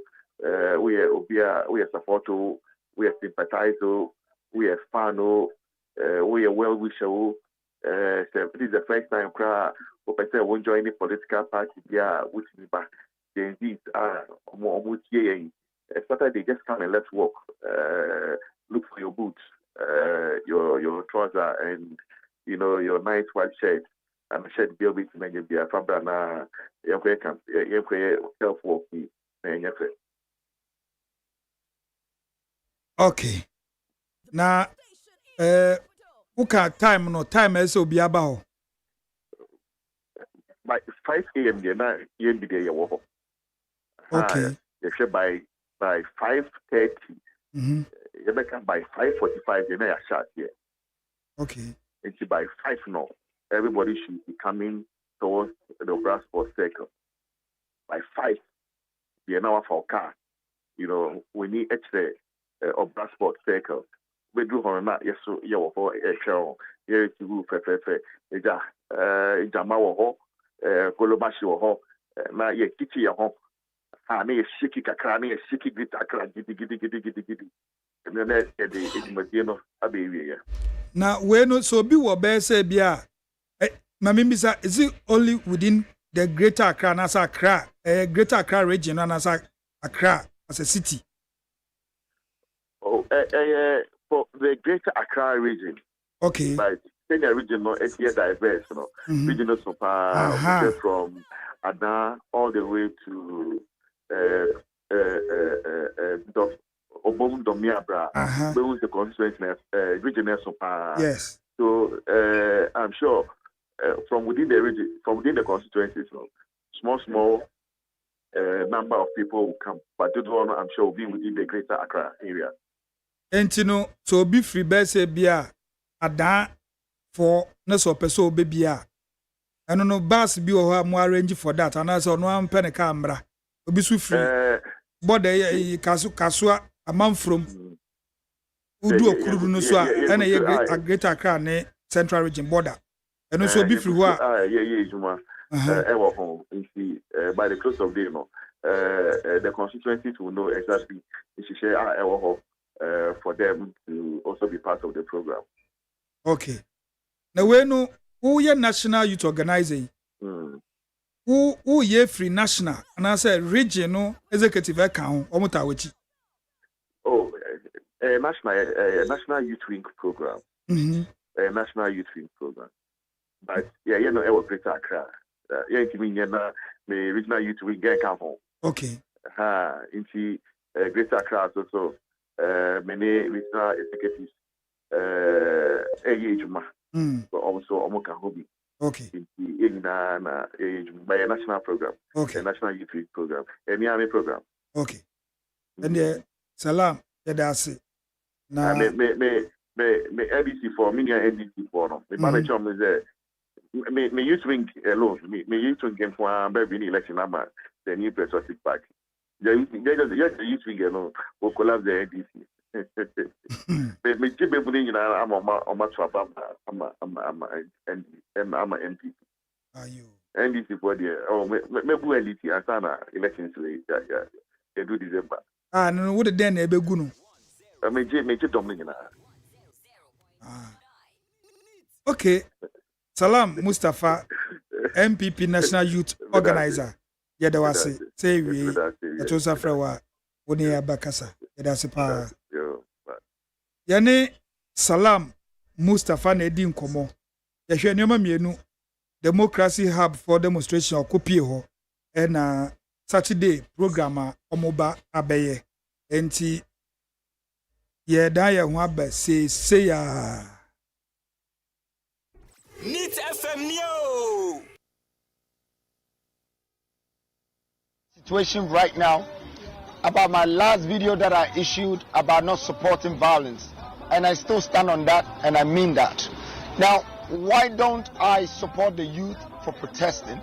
It's because I want peace in the country. If the youth of this country and the people of this nation have held it down for 32 years to 40 years of understanding politics and whatever encumbrances, crisis, issues that it brings, and they've managed to survive, then why would they want to use violence now to send a message and say that they've had enough? Well, let me tell you people something that you might not know. All of these protests and demonstrations that has happened in this country in the past year or two were organized by one of the duopoly. It's the same politicians, and I said it. I'm not going to mention names, but you know that Jolobi and Fix the Country was fixed by one of the existing parties. We cannot do this to ourselves and destroy our own country because of a politician's personal interest or a party's interest. Please, Ghana, do your research. The people in front of all these demonstrations, some of them have treason charges. Ask, find out who sponsored them for the mobilizations and all the things that happen. Do your research. This is not about Galamsey. This is about a political interest. NEAT 100.9 FM Sunye Yakoya Yaba na Mr. Yeo Asani Tano Watenase enti ene ne ba betwetwe nkomo na before that no yenton ade kitue bi isanse omo fa dwuma hu ka no se omo so yeti omo nka na yen me manti dwumedie no eye kunlu Ghana na omo fa hu kanyina debia media mekase se uti especially uti compound house mu a bonse mbai wani bi ibi ebi okra mba mpanifo na nkasa kra no utum di ye calendar ewo mu a beti beti aw eden a samwa beji nchirem na se bosumi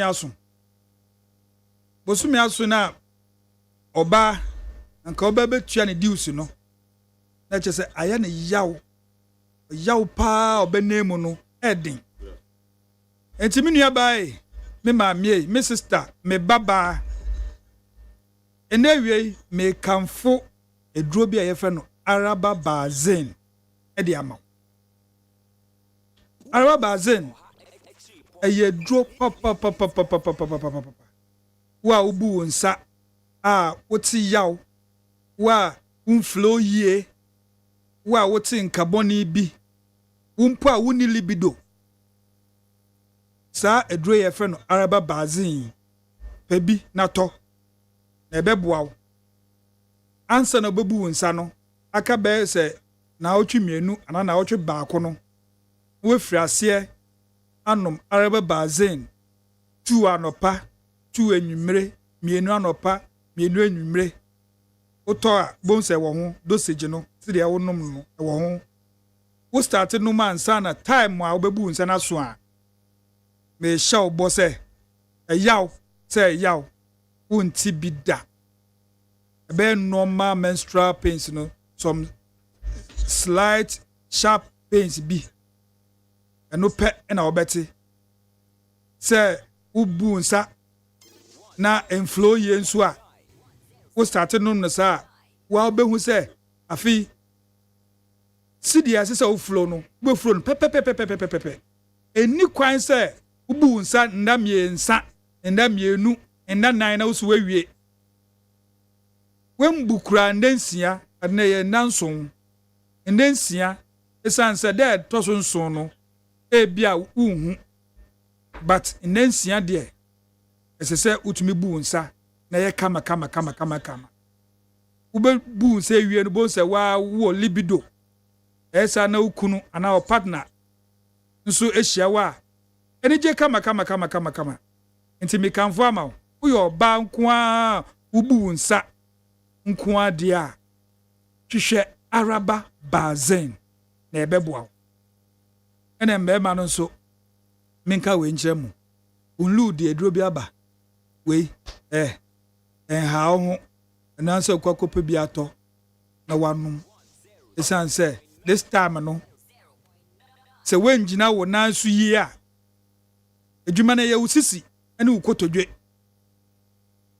sa bia mienu se wenjina so yi a obegu ni mase me dem itufo emma oba bi nje wo title wo obema nti wo gina sinanimu a chese wo gina mbema ina na emu o nti brae wenyini se hwan hwehwe Mr. Kill ebe kan wasama mo pepe ubewie oni be sere ubewie bonso oba no be chese nkwan obe ball no wa be hu se Mr. Kill edi wasama mo na wo high blood pressure the friend hypertension no and your bow bemo modroni ohwehwe bi your friend king tablet and so no ma be siesie ema moja na aye abroso no so pressure na akọ high no aba normal beba normal nti ko hwehwe bi na eno so nom no kakra ebeboa wo na ba ku bi a ye fe no munchun capsules we de me papa da kabre ne ejakobena ba ku ka ho nso ba ku se chu munchun capsules o hwe bi enso for mbema no prostate mbama no bebre won hwe ne ya prostate nti bra unya free for take one dia ese wo hwe ne yie wan hwe ne yie pe ebe hwe okatita na afia ye de duro ben rubber na ba be hwe obe memu nti hwe yie na prostate anchew o hwe honchon capsules na ene so emboa nti sa product nine na kunlu Ghana o de boa me mainti na de dwumai asomo nti kunlu Ghana omo wo East Legon heya from Mahako East Legon denwa Achapo Junction omo location no se wunim ho so a free number si 024 413 9176 024 413 9176 and now so say 020 413 9176 020 413 9176 almost another number 027 413 9176 027 413 9176 from na koto biton because ukwa e de be ma less price no so akoton enya mfaso de abum na wo de ahwe wo yire ne wo mba ana ukunu yenka ne sa oba de o kase o se mene memba ukunu ene wo mba na ebusua no enenje enti ulugana ye de mwase se free misantia ye share program ya se maboy ho ka ebesi nde back into the studios bra ya asani tano ya mwakwaba ohene meje oso na bibia boko de ho ye ame adom enhranko a ho ye pa de nyame ase Richard etonam nyako akwaba pacho ya mwakwaba meje oso pani aha bibia boko de well obade adom honam afam de ye betimi aka se nyakopon one ye di ne ye na mom ye botom sem ne asetenam ene ahoyehia dodo na ye kum no enye asem de grant ye hona fa no de enye ade a ahoto bia ewo mo ho okay ye hwe kwan se nana kodweje yaboa from the MPP ono so be ba kan yensa na ba kan ho ne aye dwuma no ombai Mr. Asani Tano Democracy Hub Demoi your overview and something about specifics as a political analyst demonstration no uhuni saying menu producer ODAME madawase na I commend also for your style of hosting the program. Okay. Na menchia omo muti production team and the colleague here on also many demonstration as yenyina yenimo oman say emra eda ho emra ma ye kwan say bibi actually wadwona say opese wote ho atwea ana demonstration emra kwan eda ho ma hwehwe so wo ho e obabi ese woko na se sabia no omo asede ne se omo no betrans na omo ahwehwe ekwan mo befa so aye no se me kan ekwan e befa so aye no na che se ekwan a mo propose se ye pese ye fa sa akwan wo se ko pie ha no omo no betrans na omo ahwe se sa akwan na mo beba befa so no e de abotoye mbeba emfa wonfi emma na se e beboa in terms of I mean encrypting inconveniences a man crofwa let's just say a quantum says so ye democracy hub or more demonstration now or I think say so I don't know they did it for the nation and I want to believe say going forward no such demonstrations will be held so that you better train crofo adrian basis to say who here said the young crofo a day or moon quan at ho eje Ghana man see ho emaye no any African man it is equally right to say some pempen so yedu ananka e fi say yedu abefo and mrem ani biaba technology abounds nti anka say wo to nkrakra na wo de bibia nti say first na anka tete say ko bodawru ana say wo chro letter tenten na be say da pemi no bo som kra na letter no kodu ba bia say kodu see anoma abeye wano amaye. This is the time Kropa and can see a share San Roman Mukina near the Ekrokra, near Chichri Yamai. Say, more Mudi and me a share, not say, a quite Modia Fasuno, and Kuya. A Sefata, says, sir, a Triatiano, a Becoso eye. And see, general overview of the demonstration. No? All right. Now, you share in some ways, see, more. Any Ema NDC crap wo de letter aba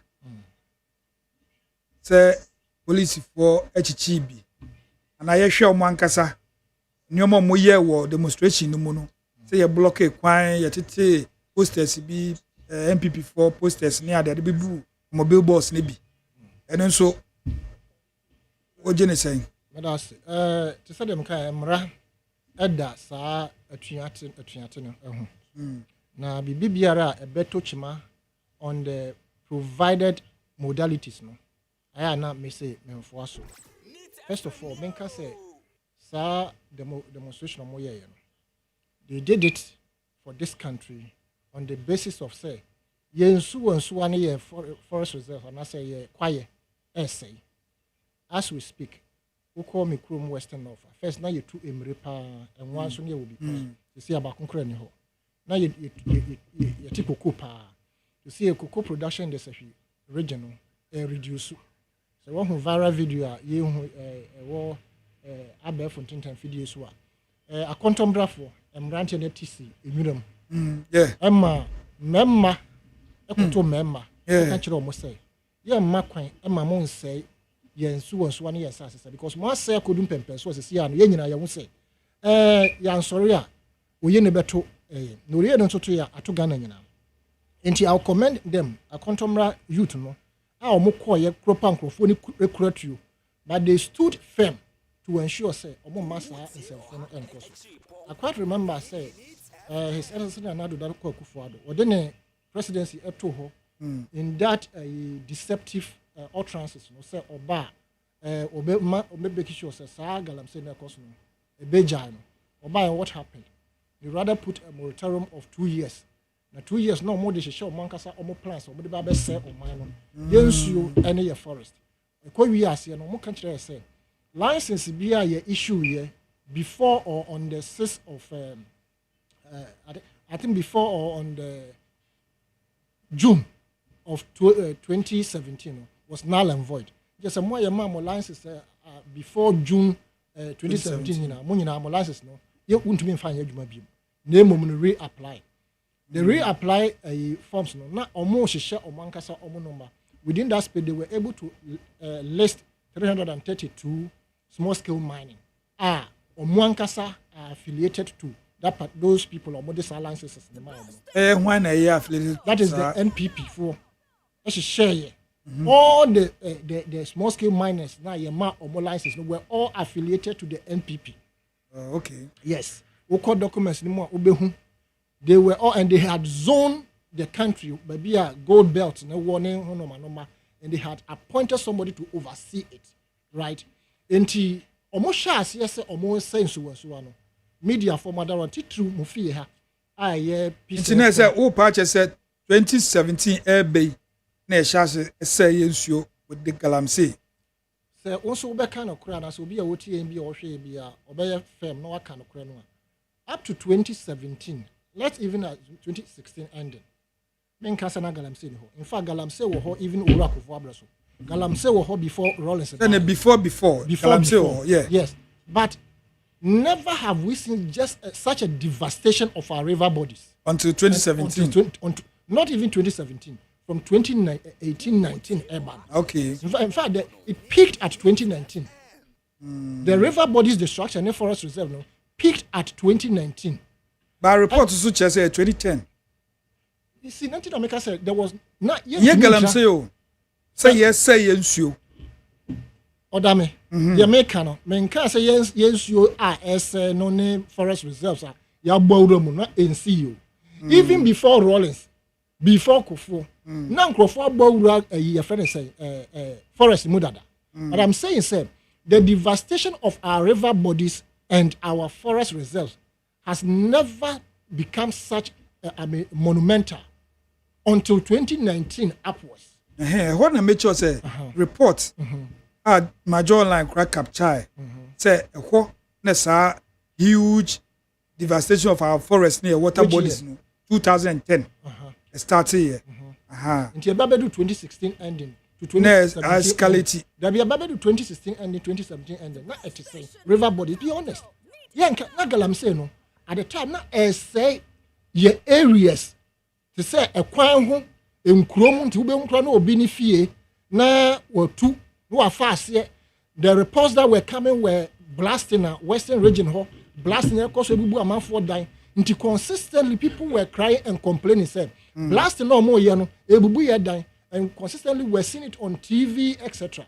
And na mu fie ha mobeji boss say ade e koso die we must ensure say we will get the root cause of it emma mo ko so bo ho da root cause ho bo ho na 330 something 32 small scale miners na ye lances fresh no omo share the real devastation of our forest reserves and the river bodies enti ekodo mre bi no na party yo tiso ye NPP party no omo de beto dwa say the rate at which your friend say galamsey and I say illegal mining no emma baby omo nya omo source of income every no airtime omo ani no as so omo fa more legal means and that was the genesis of the purchase of the gold catchers now omo de buy and I must confess say gold catchers no should have been the best means and that's the best machines ye dey ebe extract your gold na ye benya emudo do no na fenso leach and I say normal ebe reduce chemicals ye dey horo ama ade na akwaso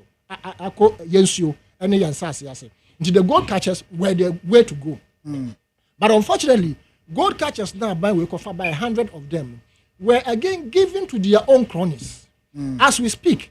Have you heard reports and accounts on the gold catchers? Nana say, sir, community mining now or they buying gold catchers. No, what is the report on it in terms of accountability? The state is not benefiting. It is only some individuals who are benefiting from the gold catchers near the buying. The state are not benefiting. And no more metaphors into so-called community mining. And assembly in Abese. You would agree with me, sir, 2010, 2011, 12, 13, whatever, I do baby I do. Now, in Suano and Danny Ateche. As we speak, we are being told that 5 river bodies about the Western Basin Nina is a goner. As I said, Adani Ateche. We must hold the horn, the bull by the horn. Said the Bayan can you bet me to us. Into your way, Yaki came and was okay, Mete committee a woman. Now, so Uncrofa say, or more fighting Galamseno. You will be into your best fighting. Now you be my presidency beto ho. Oman Panyin and ADDO His Excellency. S30 operation, this operation, that operation with. And more forest nimu. At the end of the day, you and I are sitting here. What was the outcome in terms of curbing the Galamsey? So the Kaya, omo di can go forest nimu. They came to complain. In fact, police officers came to complain on video. They filmed themselves saying, "We have arrested people. But big men are calling us to release them." And in fact, as we speak, it is going on. And all right, but they realize that the same government officials and release them. Apart from that, the seizure of gold cash, there has never been accountability. Now, you down to ya chen crofo, ya the banner, ya jaw. Police folk came to say, Yendi, Modi ba. Prosecution yabayo ne kodru so hwa na se yegya omo enye yasem biem and consistently we have watched our forest and the river bodies gone down. It is uncrofor sorry na so omo se omo ye demonstration. What is the need of the arrest and prosecution and even putting people behind bars for more than 2 weeks? I'm not saying say obi eye ni amo and my police in ember because I do not subscribe to the fact to say Sabe, more block coin. Now you say Obi Eda friend say ambulance man as a car nearby hospital. Now on also the one beka lawyer Adolfo and only interview. Yes. Yeah, of course, on the interview no, there's nothing better he will say in my opinion. Regards Bibiara MPP. Your friend say Adio Beka MPP he will make sure say he will speak in favor of the MPP. But this is a national issue. You can say yes, Obi wa kedrum. Now Obi say has that pregnant woman now so-called as they describe has it been confirmed so or a pregnant? No, some microphone on Becca said that Obi and so at that term. Do we have the name of the person or that term I say or no so Oba hospital? Have we confirmed say I'm part no be that term you didn't Oba hospital into road blockade into no ana. You see, these are the things we must these are the questions we must ask ourselves. Sincerely speaking, when I saw Vaka Bomawo, so we go to police car key, I was like, what? Where are we heading towards? Who organizes a demonstration? Your duty and your mandate is to go through the process, give out your message. Police car key now go to you. Saka and crop when police van a yachim for gum no kasema go to key. So that's exactly. car be a journey baby a year, I'm say towing vehicle. I stand to be corrected. Now what could to the key? For what purpose? Until you have already marred the whole demonstration to go and unlawfully take out the key of a police vehicle. US or more yes, I know man. Say they even fight the police when they feel say they are at a disadvantage or something. But your police in the way more handle situations. No? You can't compare it to the US. They have a human face in some way when they have to deal with us. But I think, sir, we have escalated. When I say we, I'm talking about the police service. To a point, sir, this particular arrest, sincerely speaking, I think, sir, they should have cooled down, regards the number of people they arrested, bundle them into wherever they are now. As they have to be there for about 2 weeks before they are tried. I think it has not augured well because the demonstration, the purpose, and the tenet of it is to ensure, say, the air cost in the Bejai. There's a video going viral. Maybe, but an MPP person is on record in saying, say, Nana, His Excellency, Nana the Danko Kufadu, Nan saying, pressure ban as well, or say, police, security agents, no Montingu, quite normal cost of honor. And ma omon kohokra, they shouldn't venture because it will not inure to their benefit. Na yenja omo, na ye two abani yeni ye then the stop home, stop home. If it is true, say, it is an MPP person who was on tape saying that. I don't want to mention it. Until I make can say, if it is true, my name says what is our voice? It just said, Nipano or Casano, and I said, we will say, Odin. So you are alleged, so still you can mention it. No, I will not mention. Then because I don't know the name. I don't know the but my only the MPP. My tear voice no I describing who say MPP. I mean, or no describe no. Yes, Nipa MPP ni den. Nipa would constituency chairman. We have heard so many of those things. Did I make first say if it is true, so your MPP ni video. It is a voice that the one I listen to is a voice, right? Fake is doctor. And I'm a kind from the beginning say if it is true, right? Just like Dan so dear now say, man no can say omo hwem no mo so omo hum ene mawu no. Also he also said something. It was voice, not video. No, they na radio interview. Fine. Dabi no omo hum ya mawu no. Yeah, and radio interview. Good. But bakona na a voice I was to say nkrofo bi percentage bi anka say omunya. No the onya say ya. Na che say that video is there, but I know you cannot authenticate. Say, you know, and I say no. Inti I'm saying say, inti who say this particular girl I'm saying, say ye normal. Inti that alone should have. Chip in this one. NDC condemn my handling and the remanding of protesters and so. It is an order in the sense that Sanka MP NDC in the war and MPP in the opposition, they would have issued the same. And then to me fan cancel. Me to me the cancel. There be me to me the cancel because they have been precedent. We have known them. The two parties we have known them, and this is a citizen. And the demonstration that they had was not to protect NDCO and was not to protect MPP. It was to protect Ghana's resources into Obia benefiting on this demonstration. Everybody is a beneficiary. The name almost says, including the normal almost said, I don't subscribe to it, but billboard, no, it is unlawful to destroy them. But billboard, no, so you said billboard, billboard, no, does not bring any food on the table. Or be property, see one, it doesn't bring any table, anything on the table. And actually, you who say you try NDC for billboard, egu or Western region, DC, and or die, or can who be so no more. What have the media said about it? What has the police done about it? It is not about the media. What has the police say? Was it right? Was it doesn't bring anything on the table? Yes, because say I say billboard, and I'm saying it is somebody's property. And I'm saying these two. So you cannot just destroy these two parties have engaged in that, and indeed the first one that happened in the Western region was a sitting DC ordering for the cut down of the opposition, that is NDC's billboard, big one. And NDC need to me and taking up the issue. It is the police who were supposed to take action, and so this particular one, it is the police who are supposed to take action.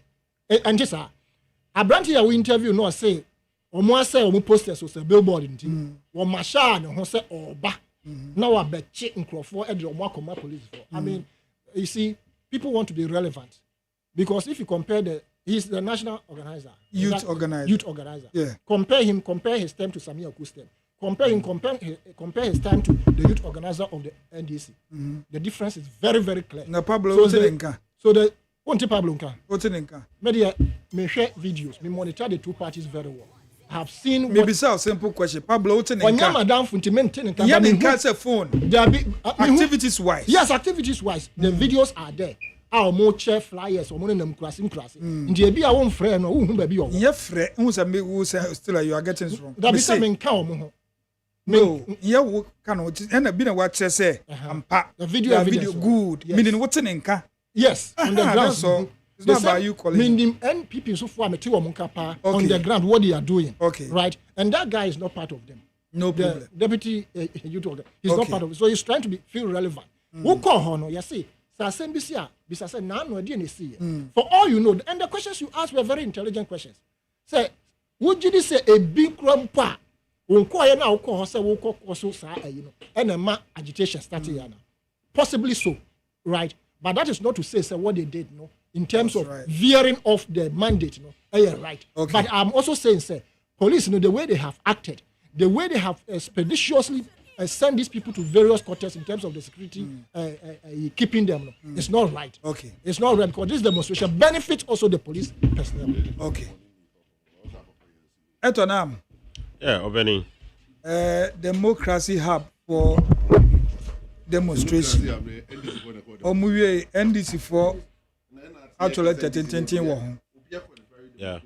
Ti mo how ne saying. Mamema nana Ojeje Yabua Akwaba na ke Akwaba. Yeah, ni ayi openi kwadu dame. Nti say wo ye. Christadom. All right. Etonam. Yeah. The road is your front. Yeah, me da say bebre na democracy hub. Me bano na mitie nkomo a woni MPP. He's a youth organizer also a treasurer. I just won him no. Who are youth organizer for the regional for Eastern region regional youth organizer for the NDC. Yeah. Now who name MPP national youth organizer. Maintaining can baby ada. Me the make says it is wrong.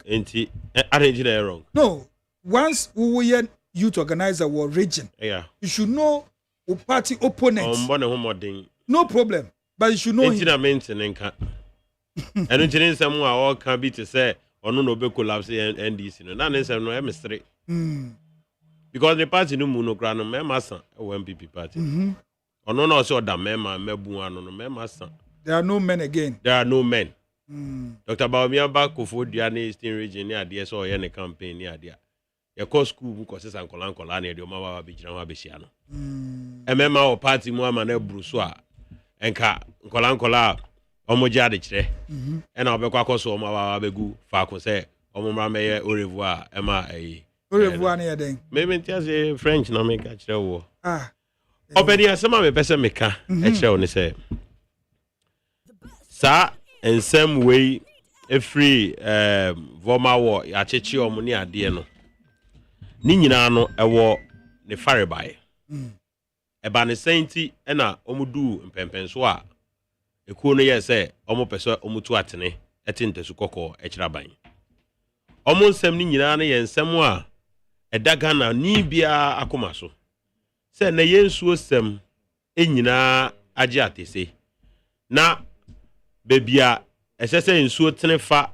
me yesiesie sa nsuo no ma yetiminya binom no sa nsu tene ni nyina no adane ateche na sa adane ateche a ede ka ena ebo yen Ghana Waterways Company na ka na ebo na chi no kra no yentimi nya that purified water ema 32 million Ghanaians enya nsuo nom a threat to national security, a threat to the survival of the total population of this country.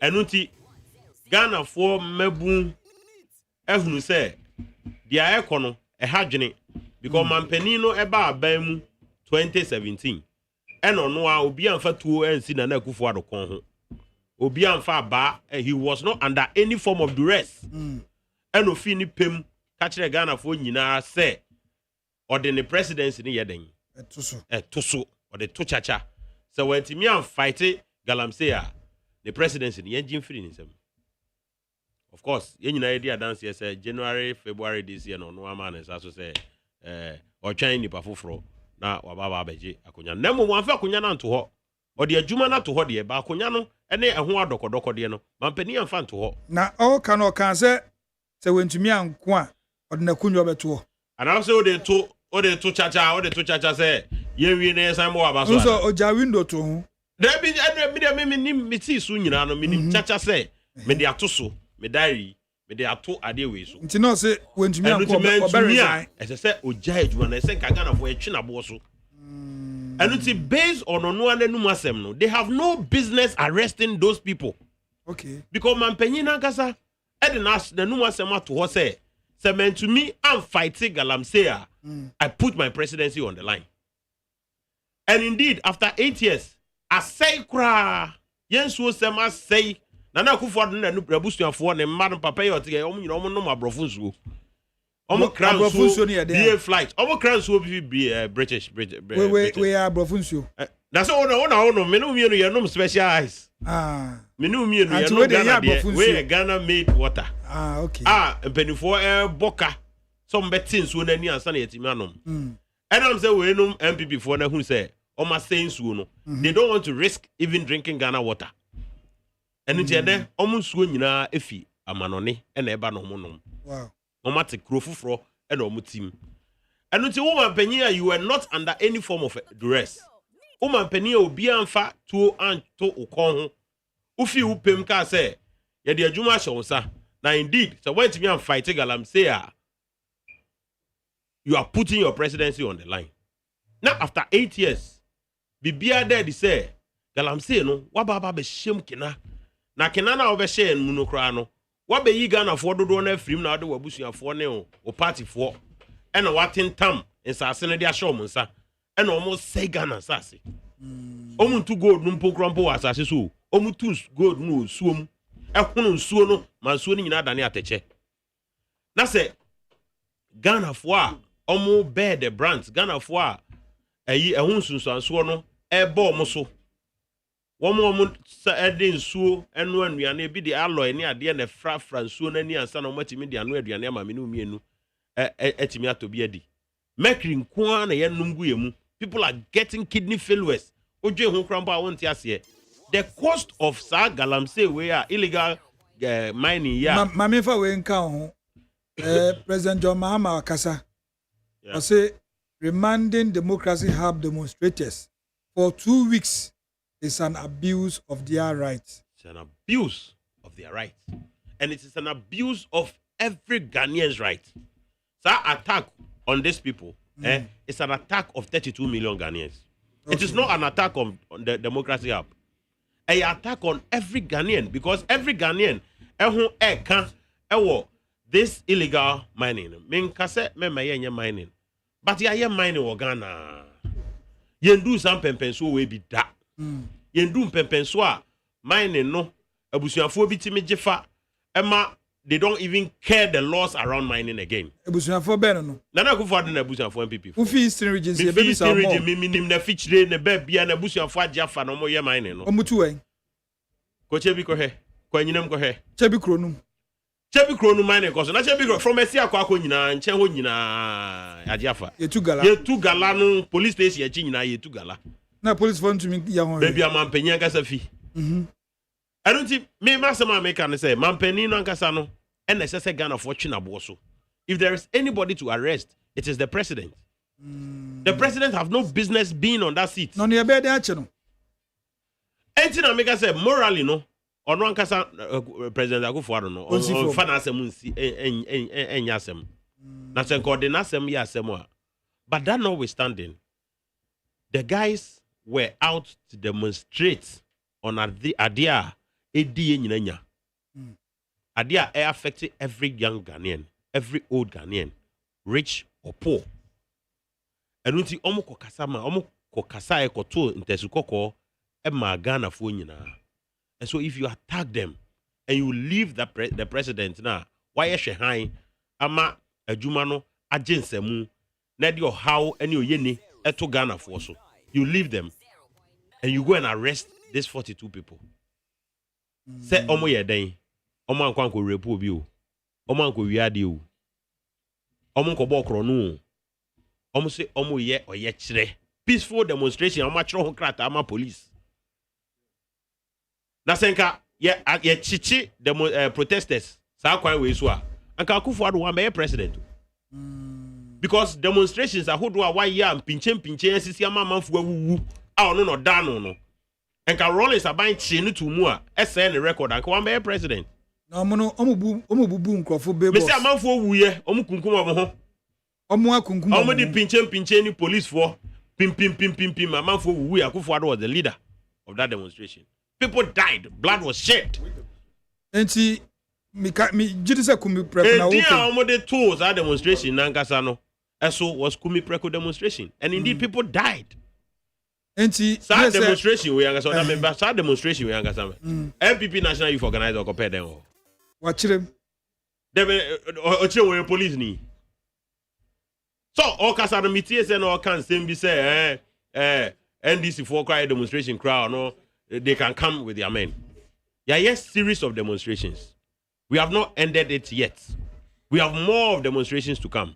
Oye bema dakuba kope onya kukudro no ntwi car no bie window no ye hu so no tika no e demonstration mu he will regret it forever. Say there's a caveat and I say caution be down. Say NDC echo demonstration no must say MPP for your man he will come. Na Juma as National Youth Organizer enye billboards onye carpenter ni. Onye carpenter ni on board and so on board billboards. That's not his job. So he should get his job right. And then Najuma no Najuma nyesa on board the anchor for plywood bob on for picture and bosso. And then Najuma. On him Najuma he should go and read his party's constitution, his rules. That's not his job. And again, and yet Najuma say obebo property no ho buy. It is the state, it's the police. And into offi opepem and not driving in a mema a cause our demonstration last year.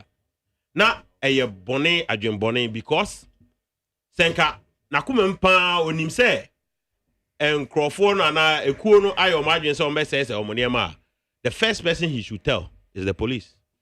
And he should trust the police that and democracy hub before she MPP flags. Me say omububu ba omia billboards. So no can. No video require attest to that. And no sujina hobi. No. Only member and I didn't pinche a call. Well, there was no way the guys were going to. No, they were doing it. Oh, the video because he was there. No, because he was there with his people, his men, to fight back. Why do you go and fight back at a peaceful protesters? Fight what back? That debate. So omo ye then no be fighting back. Mpese we demonstration. Almost omo ye oyechre atinte su kokko achira ban. Now MPP National Youth Organizer. Ba omi na matifi. Wa ba baby jina omo demonstration. You are an opponent. So may information we. They classify you National Youth Organizer and they classify you as part of the people are omunti omo ye demonstration. Munti omo ye demonstration. Na just videos wunya bi hwe. Angles bi a wunya. Demonstrators no start say omo titi flags. That's only so about titi NDC. Well, video ni there me and capture NDC flag back okra demonstrators na tie. Maybe hu ni ana omo share NDC flag. Fine. Ena ono say on na ho enshi MPP property. Because police were there. Obia enka ho hwe. No ene ne mrantie ko ho. Demonstration no cost na. No mo call police attention. No hu TV so no ba o. But the kasa mu no kasa no. Ono kasa say onyane ntie say obo demonstration na o mekwa say obo nema. Yes, ombe say MPP for nema. Onyane there. But nanka na juma ne so be catch police. In fact, the okika no. It's an indictment even on the police. So onji police ni mpondi. But onu need to me that to me no oni bi. Oh, citizen arrest. No, this are to me no. So we need citizens arrest. Oh, you know it. only start to me no. When the police is there, it is the police that acts. The police in Niwa, and now ubetimi say you are taking up that role. But when the police is there, I are training now. No, always no police police ni etijini this obey wajumama. Ojuma ebubu. Or call hono. Me say ono ne member no call hono and trigger that attack. Okay. Sir, the presence there and his presence was not needed. Okay. But me there no. O there o bisa no question be me there no. Say sa kukudro no nyako share nipa be 54 ne ada. Da NDC be demonstration enche bia be another demonstration. Ya e bebre atwam. Ontimi emfa ho oye be ma. Ase mun say mo property. On the onya kukudro no nka say o me twam keke no try dey. So mun say ne dey obeba. Also the men no they can break down the MPP NDC. Sa e no sa small statement na ya me dewu me pese or try. Na dey nti na wonji ntu say. Until say NDC be say MPP property no. And me catch us say me catch us ODAME me catch us say. Okoho ansana e dis a oye ne no eba. Eno dey me catch us say on try say a demonstration back obeba keke. On brambe twam keke e wo ho. Etonam videos ni na on try. Videos say pepe ni na e kire say demonstrators no start say MPP no. But that notwithstanding. The consequences of illegal galamsey. O de toto. O de wanu si o. O de toto sa protesters we. Say yes say routes are almost far. They disregarded the routes. And almost yes almost a trivial. A very trivial. O de toto damages near the idea. Billboards, if you pull it down, tomorrow we can build one. But to say yen no, and I go for the can you that you can bring back the economy, but you cannot bring back a lost life. Yeah. Nipa, what they make you say yen ay ateche, yen nyina say chemicals na yen ma. Abemu ane aba wana kwalano num na efane yare, efane mumma na yare. You cannot bring back the life. So okay. But billboards and things are trivial. We must see the police protecting Ghanaians, fighting things a day ahoto ebebreying. Okay. The president and say no asem me di sase we hear me pa. God na Akufo-Addo asem na o kan ye no. Aso the Ghana fo nyina adwene edi agro. Utimi catch them say the presidency beto chacha. Now after 8 years, bibia kire say galamsey no asay kra ama aginsemu a. Umumpo na Akufo-Addo na say o ma ho kwan na amanfo eto santesu kokko no. Okay. But to say they are trying to attack and tame people who want to rise up to speak. And okay, Rem. Democracy Hub demonstration. Operating KWADWO. And okay. Chiaone what here for? Omojo super. Didi kan me pese me bo Ghana Police Service abaso. Saying last week. Is it last week this year? Last week meant to me amana. Last 2 weeks na be kan se mi na be kan se mi nim se we be see na ma me bi amane of ya onyina o mo sere me. Say ye call demonstration in Ghana 2015. Ye bo me papa me kan no mo sere say wo be ma ati we ye bo. I have ma me so okay. Na 2015 me be ka demonstration including anchire. Let my vote count alliance. Na me kan ho bi. Na Ghana Police Service edane NDC for na bo mo boy that day no. Obeka se ye ni omo ko war. Omo ni e problem. Omo ma ba black bi ekutekuta omo etika da na de. Na obo fa ko ama fe mi hu se mi bon na ebu. Enti mi hwa de course no ready me bo me nsema Ghana Police Service. The level of professionalism no. Yeah. Bra me bo me nsema omo because enkrofo kro na be chi yen. Let my vote count alliance for no. And the co meeting krofo ya aso e bi anka no anipa bewu. Yanko sebe yanko say hiu yanko twiabo amegu kwam and I'm surprised the minion we looking at it from this angle. I thought some so omunya NDC for but the minion can matter as enkrofo ni NDC for the NDC for the call demonstration no what they know say oya NDC ni to nchen a I am happy say of aya okasa no okasa on my way embra wum so one videos ni bia Maami bia omo order no so on dane nani. Yeah. Taxi driver bi omo fa aboard ko choke in the car. Yes. Entity poster say di mampani atem. Now I'm surprised that Enuanumi I support this nonsense. Pardon me for my language. Excuse your French. Now Osha, the level of impunity across Sunra. Now Osha, the level of insult and disrespect. Me having the only be. Police for now mo barricade no. Obi na dwuma ya na say obugu fom. Sa wo he bia. Obi from 3 sa akosi 3. The police for any attack wo mo. But no more blockade, or my blockade say yam pene mamo fa ha. Na ade ba ko esi nra me re hoye. Na me di soldier for ho yawo. Say 37 military hospital anim.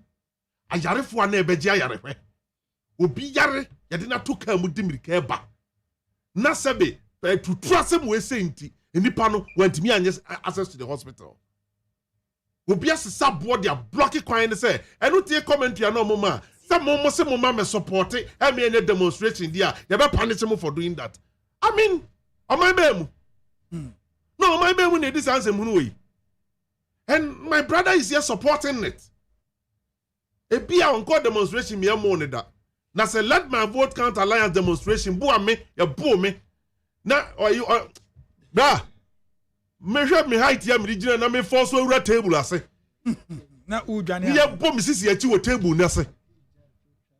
Na wo hwe. Se abrantie wo ti hai.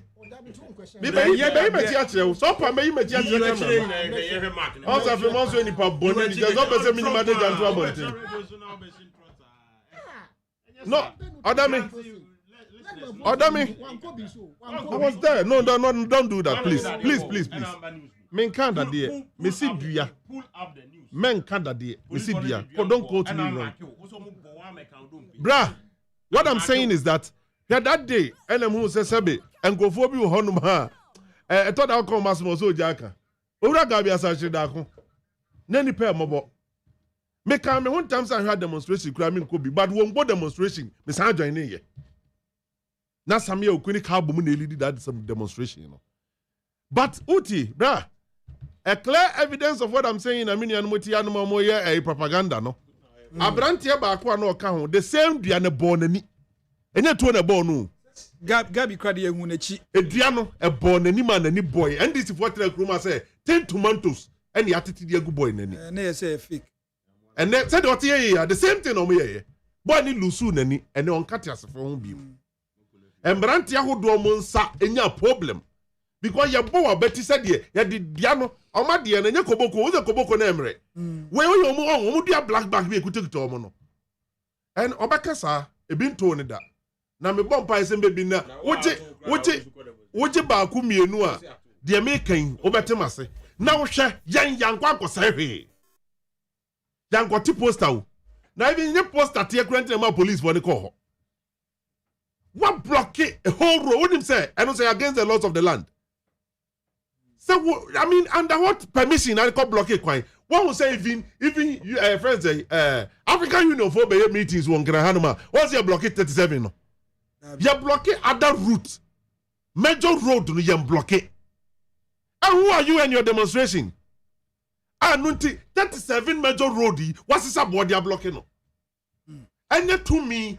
I don't professor Mufamu can cover because almost some women joining who demonstration now. I'm not here to support say Galam saying say me kosono no. That is not what I'm saying. But me jidi ye say onyansani bia ni obekwa kwa sansem phone no mo ye no. They acted stupidly. Men change sign policy no. They acted stupidly. Now I'm surprised. The man penny that don't know. I can say, "Oh my, I'm going to Galam say I tell you, obeja omo." So anyone was what trust our letter we, and let NDC understand. Say, so be yet desperate for political power. It doesn't mean support to any rot. Now me banner offer you air try air can send me to us say 2019 and a Galam say here rampant and report now what kind of Makaibi. I'm also cast 2010. And the starting here, dance as a Professor Millswood 2012. Excavators in Chinese, if we are going for Mombetu, now, no, we are not going to start this home to Galancy. Excavators, I want some bear, and Treha, I will maybe under former President John Dramani Mama. Galamsey, any Okrumania, the Aso, And then second lady to galamsey. Na But demonstrators demonstrate NPP who compare them. Me nimda. Also my salam ko. Yes or say evidence was salam menena kasa. Man so me who salam to me near dance krumu. Okay. Say ono na eka so ko ho no ma. Ono aso ajetu so ko. Me nim salam ko ho koye. Okay. Aha, because videos are mehu no. Ba kokura ni wa mehu salam bu. O say no mo say on video I trendy almost say MPP properties. Okay, so they almost ko ho say omo mpre mo say properties. Sir. But me no me no nyina be dia dance even if say salam ko ho no ma that will be actually o. Na nyema omo ye no ma ye wi. Because say omo hu videos ni bi. So omo say properties. Ana na ntie no nya free hin. Una first salam report man. And I'm saying to me control say and the be a yesu yetimi nya and say videos at the program no mo ye no mo video no mo almost Sunday. Yeah. And the videos say pie ni be bet me trigger because we okwa kwan mo fa so say posters ni billboard ya say sikade aye. Who ya galamsey what does the billboard go to do with galamsey demonstration? Obi billboard no any galamsey demonstration what's the link? Say muna muwa ben muna monhwe magalamsey ni suntwa. Okay. Mamin kasa asem wi. 2019 no for yaw. I refer to no. Oman mu ope timer galamsey fight ye succeed ye 2019. Ensuo ni nyina ni start set. Almost stop mining. Meba. Ensuo ni nyina ni start set. Ye mining. Yeah. Galamsey as ni nyina ekla omo nyina from the bush. Because we wanted to stabilize the system. 2020 election, NDC for Kwakubuahin to be precise, went to all the Galamsey side, promising them say so many to say NDC winning election. John Dramani Mama came out 2020 election. So be a yatseno our Galamsey who be obejaon. And this gave them the power. Also amnesty. And I don't imagine amnesty the tongue gogo. Me jao. To me no president wo wase me jam monko to wasuntu me pa chaw me ba o kaseman ka bi ani die mu ani die mu just she said 2022 ya che galamsey for Chinese for 9 and a friend say Ghana for mienu ye de omo call omo first appearance ye de omo remind omo eso omo ko biem no by the time be ko biem omo de 2 Ghanaians na ko omo say 4 no ewu in custody ema immediately you cremate omo until when you met outside injustice there was an information statement this statement where now can be expected of fire you being a Ghanaian issue we how no now also see Ghana police service the police say krom ye no they should come out to tell us so court catch the court why the catch the court prosecutor no ye nyina ne ye wo ha enye ye wo ha sem no tema say ye say ye minu me nyina betena ho na asam ne ye take any action on it ye betena ye say dey ye nko ba bia omo nko fa cremated omo first omo nchi omo ba bia omo cremate omo afen so no omo nchi omo evidence of death na afen so but ash no or whatever it is no omo fa bi mra report be no the BNC Pacho prosecutor no MPP ni Fred Blade prosecutor Pacho okay for you see prosecutor no Sami Oku but Ghana for the me your last issue prosecutor no me Pacho ani die mu a why Salam Mustafa na we na ke there be need this sir so you see until say you betia tum na ya correct some of these errors no and open be ti open bi there's a ban on mining in forest and amebwa yes and if for the forest and the whole buying the forestry commission and mining e cost of forest in no monte forest guard no mu hu ye so mu e dia no mo ye fa ho and uria because pardon me because stops the president ye wo enkrofo e ba ye ba portion blame ni a portion then this year pushy, then people pushy, then I'm gonna grow for benefit from cause last time I turn off videos kind. See, I'm careful, baby. I don't mind the MVP and this year they call. Will be become nipa when you find this year. They say I have foolish case. Wait, you better say you are not saying. It's about time we tell ourselves the truth. This thing will not win you political power. Let's speak the truth. Sabe, who your enemy? Wait 1 second. Who your enemy? Baby, you didn't hear no. Obiaba so oba to galamsey.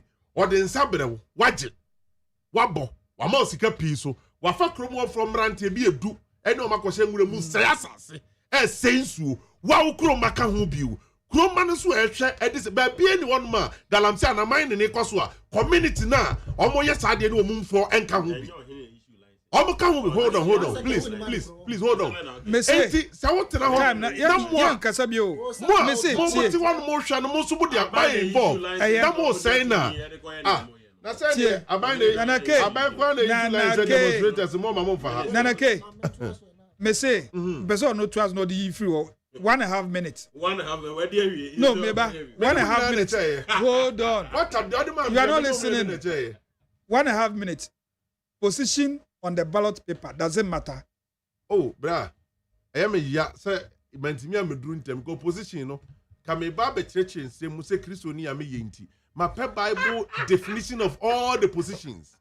So can I join 316? Yeah, John 3:16. That's 3:16. Yeah. Next week me ba me church or John 3:16. Okay. No match John 3:16 here John Mahama 3rd position 2016. Yes. And we John Mahama 8th position 2024. Yes. Next week my emre me church match. Okay. Now I would this Bible na kura ka form no so muni man ka de mo ye no maja. And they order me. Let me say this quick. And this if we are there hu bi. No man very careful. Mate so mo keka say and na your friend say MPP aswape ballot position. And you no correct. Wait, maybe present me clear here. Answer that one beba no. Odame ba je say videos NDC for trend no. Aye Owura Evans Director of Elections and Research. Me say any Macmillan. Yes. Ne Kofi Akpalo nti wo. Obi yes. Listen, on manebu ama eti opposite. Oni fifi koto wa chire nti eno ano. Eto nam. Media aseda be position on the ballot paper. Media aseda be ma Nyankopon. Se baby ADDO yi. Aye koto aba Nyankopon e de Ghana fo nyina koto number 8. Ne wo ho ne se obi ani ho a obesore afi ne fie. Se aban no enye atotototo ne emam asetre mu ayeden okoto aba. Na onim baby a oto na ba akọ. But me near me there woni nyina mu apart from say 8 ni a good number. Okay. Because 2016 Nana Akufo-Addo da number 6. Now mo ejina no so do so pa o hye mfimfin ho baby. And so entro ne nsem na o kan ye kwa amanfo tirimu ni tina. Amanfo hwehwe se so koto abaye den. Edema no. The same way ye da number 8 this time. Ghana for hwe senia omo ho ehye omo. Ghana for hwe senia abrabom ayedene ena omutie NDC nsempa no e follow akoto aba ama NDC. Okay. But there is a major consequences amediwe. Near den say yesi ade a wo pepa na ne kun. Ade wo pe. What you like is what kills you. Yes, ade de kum. Aha, enti me kai be 2 years na breaking the 8 and 8 and 8 and be ko 8 and 8. They say o majaka oka 8 and be before you wash omo. T-shirts ahodo a omo print ya breaking the 8 ewo mu no. Italian ni mu no. Say sa t-shirt ni nyina no omu nyaaya enka contractor na nsa na de no fancy kam. We are still breaking. It doesn't matter where a political party will be, the position that political party no be wo e wo ballot paper na so ana. Doesn't matter. The simple answer is it doesn't matter.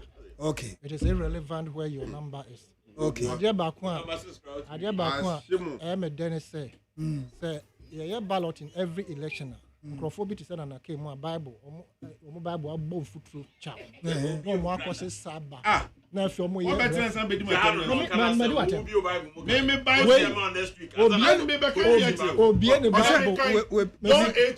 Obi the Bible. Me say obi the Bible every 4 years. You see what the kind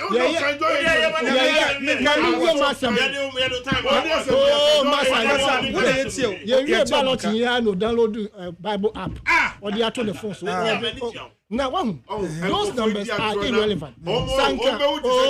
Sanka, Nana.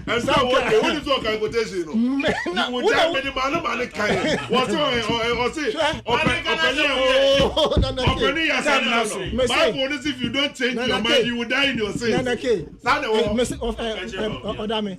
Sanka ballot no nipa 1000 was wa obi abeba beka ne number ho asem. Oh yes. Da ben what is obi abeka say me dia me number me nyae no. Ehun wo susu asobone. Never.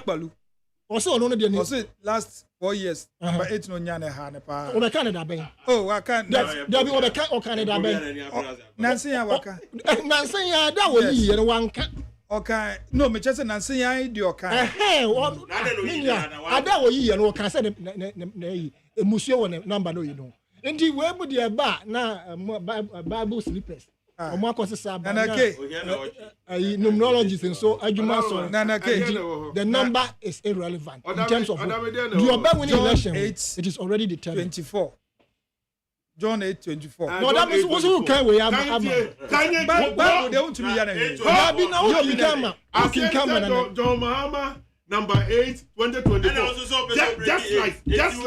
just like when the ball no 2016 no just like when the ball no 2016 no I don't know sir 8 way no 8 they break 8 no also number 8 now they break 8 Bible so same mo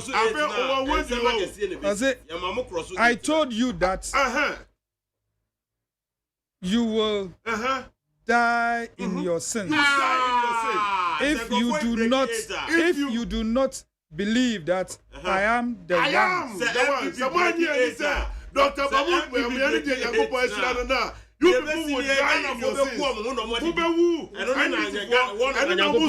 Nti mu amosi e Ghana for me na mo dey aye mo campaign sa. Na dey campaign ya dey 8 amount. Mo ye be kumunti dey no. I would say my yenti e break is 8 no. Yes, sorry. Bible crack wa shebo. And that's where we draw the curtains for today's program. To almost say, so you share program or that's all. That's all. 1.5 hours. And son of mobile. My yard. Esa, ya bebo interview, sir. And ya the Jumena SC.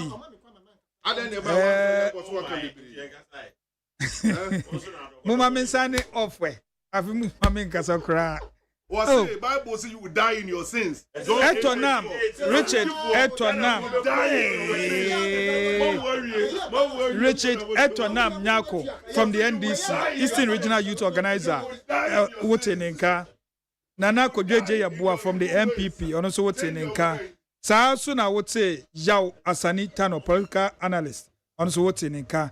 Na we dey Mr. Mumfancha me yentumi am beautiful lines no yedi adwin de chi me yahwe esuo fra nti Mumfancha den a say yenya ne china ye benya no memrenda nti me a me di dwuma hu chi ame e fra me opani KWADWO ADDO metinemu ema maame biama kwafo Magerius Agiman ebo mechi dompa ena ekuye free enso ejina ho echeche kakra Frema is a bankro ene nana ya osafo the social media platforms no Roma ena mutumi erehwe ye mutumi so esene ye message etumi kinka bi ma o na yeso so no ejao ama Ola Michael mebra ba kope Ola Kweku Michael ono beje otata de wakofie nti ye kofie o dwumedie no o de ba besumwo na once again happy birthday to you Mercy Amenua of Berlin Creations yes omopamade seamstress omopamade wo New Boy Town o say adjacent MMB Preparatory School no ehwa na obehu om nti upade apama hwe Berlin Creations ugugu kwa obenya a free New Boy Junction edikosi me fan say transformer junction obehu mo sa kwa no so di show mo a birthday Mercy nyin nyankopon ma onyansa no ma onyinche no sa ma osika ebusuafo ya kramo bye bye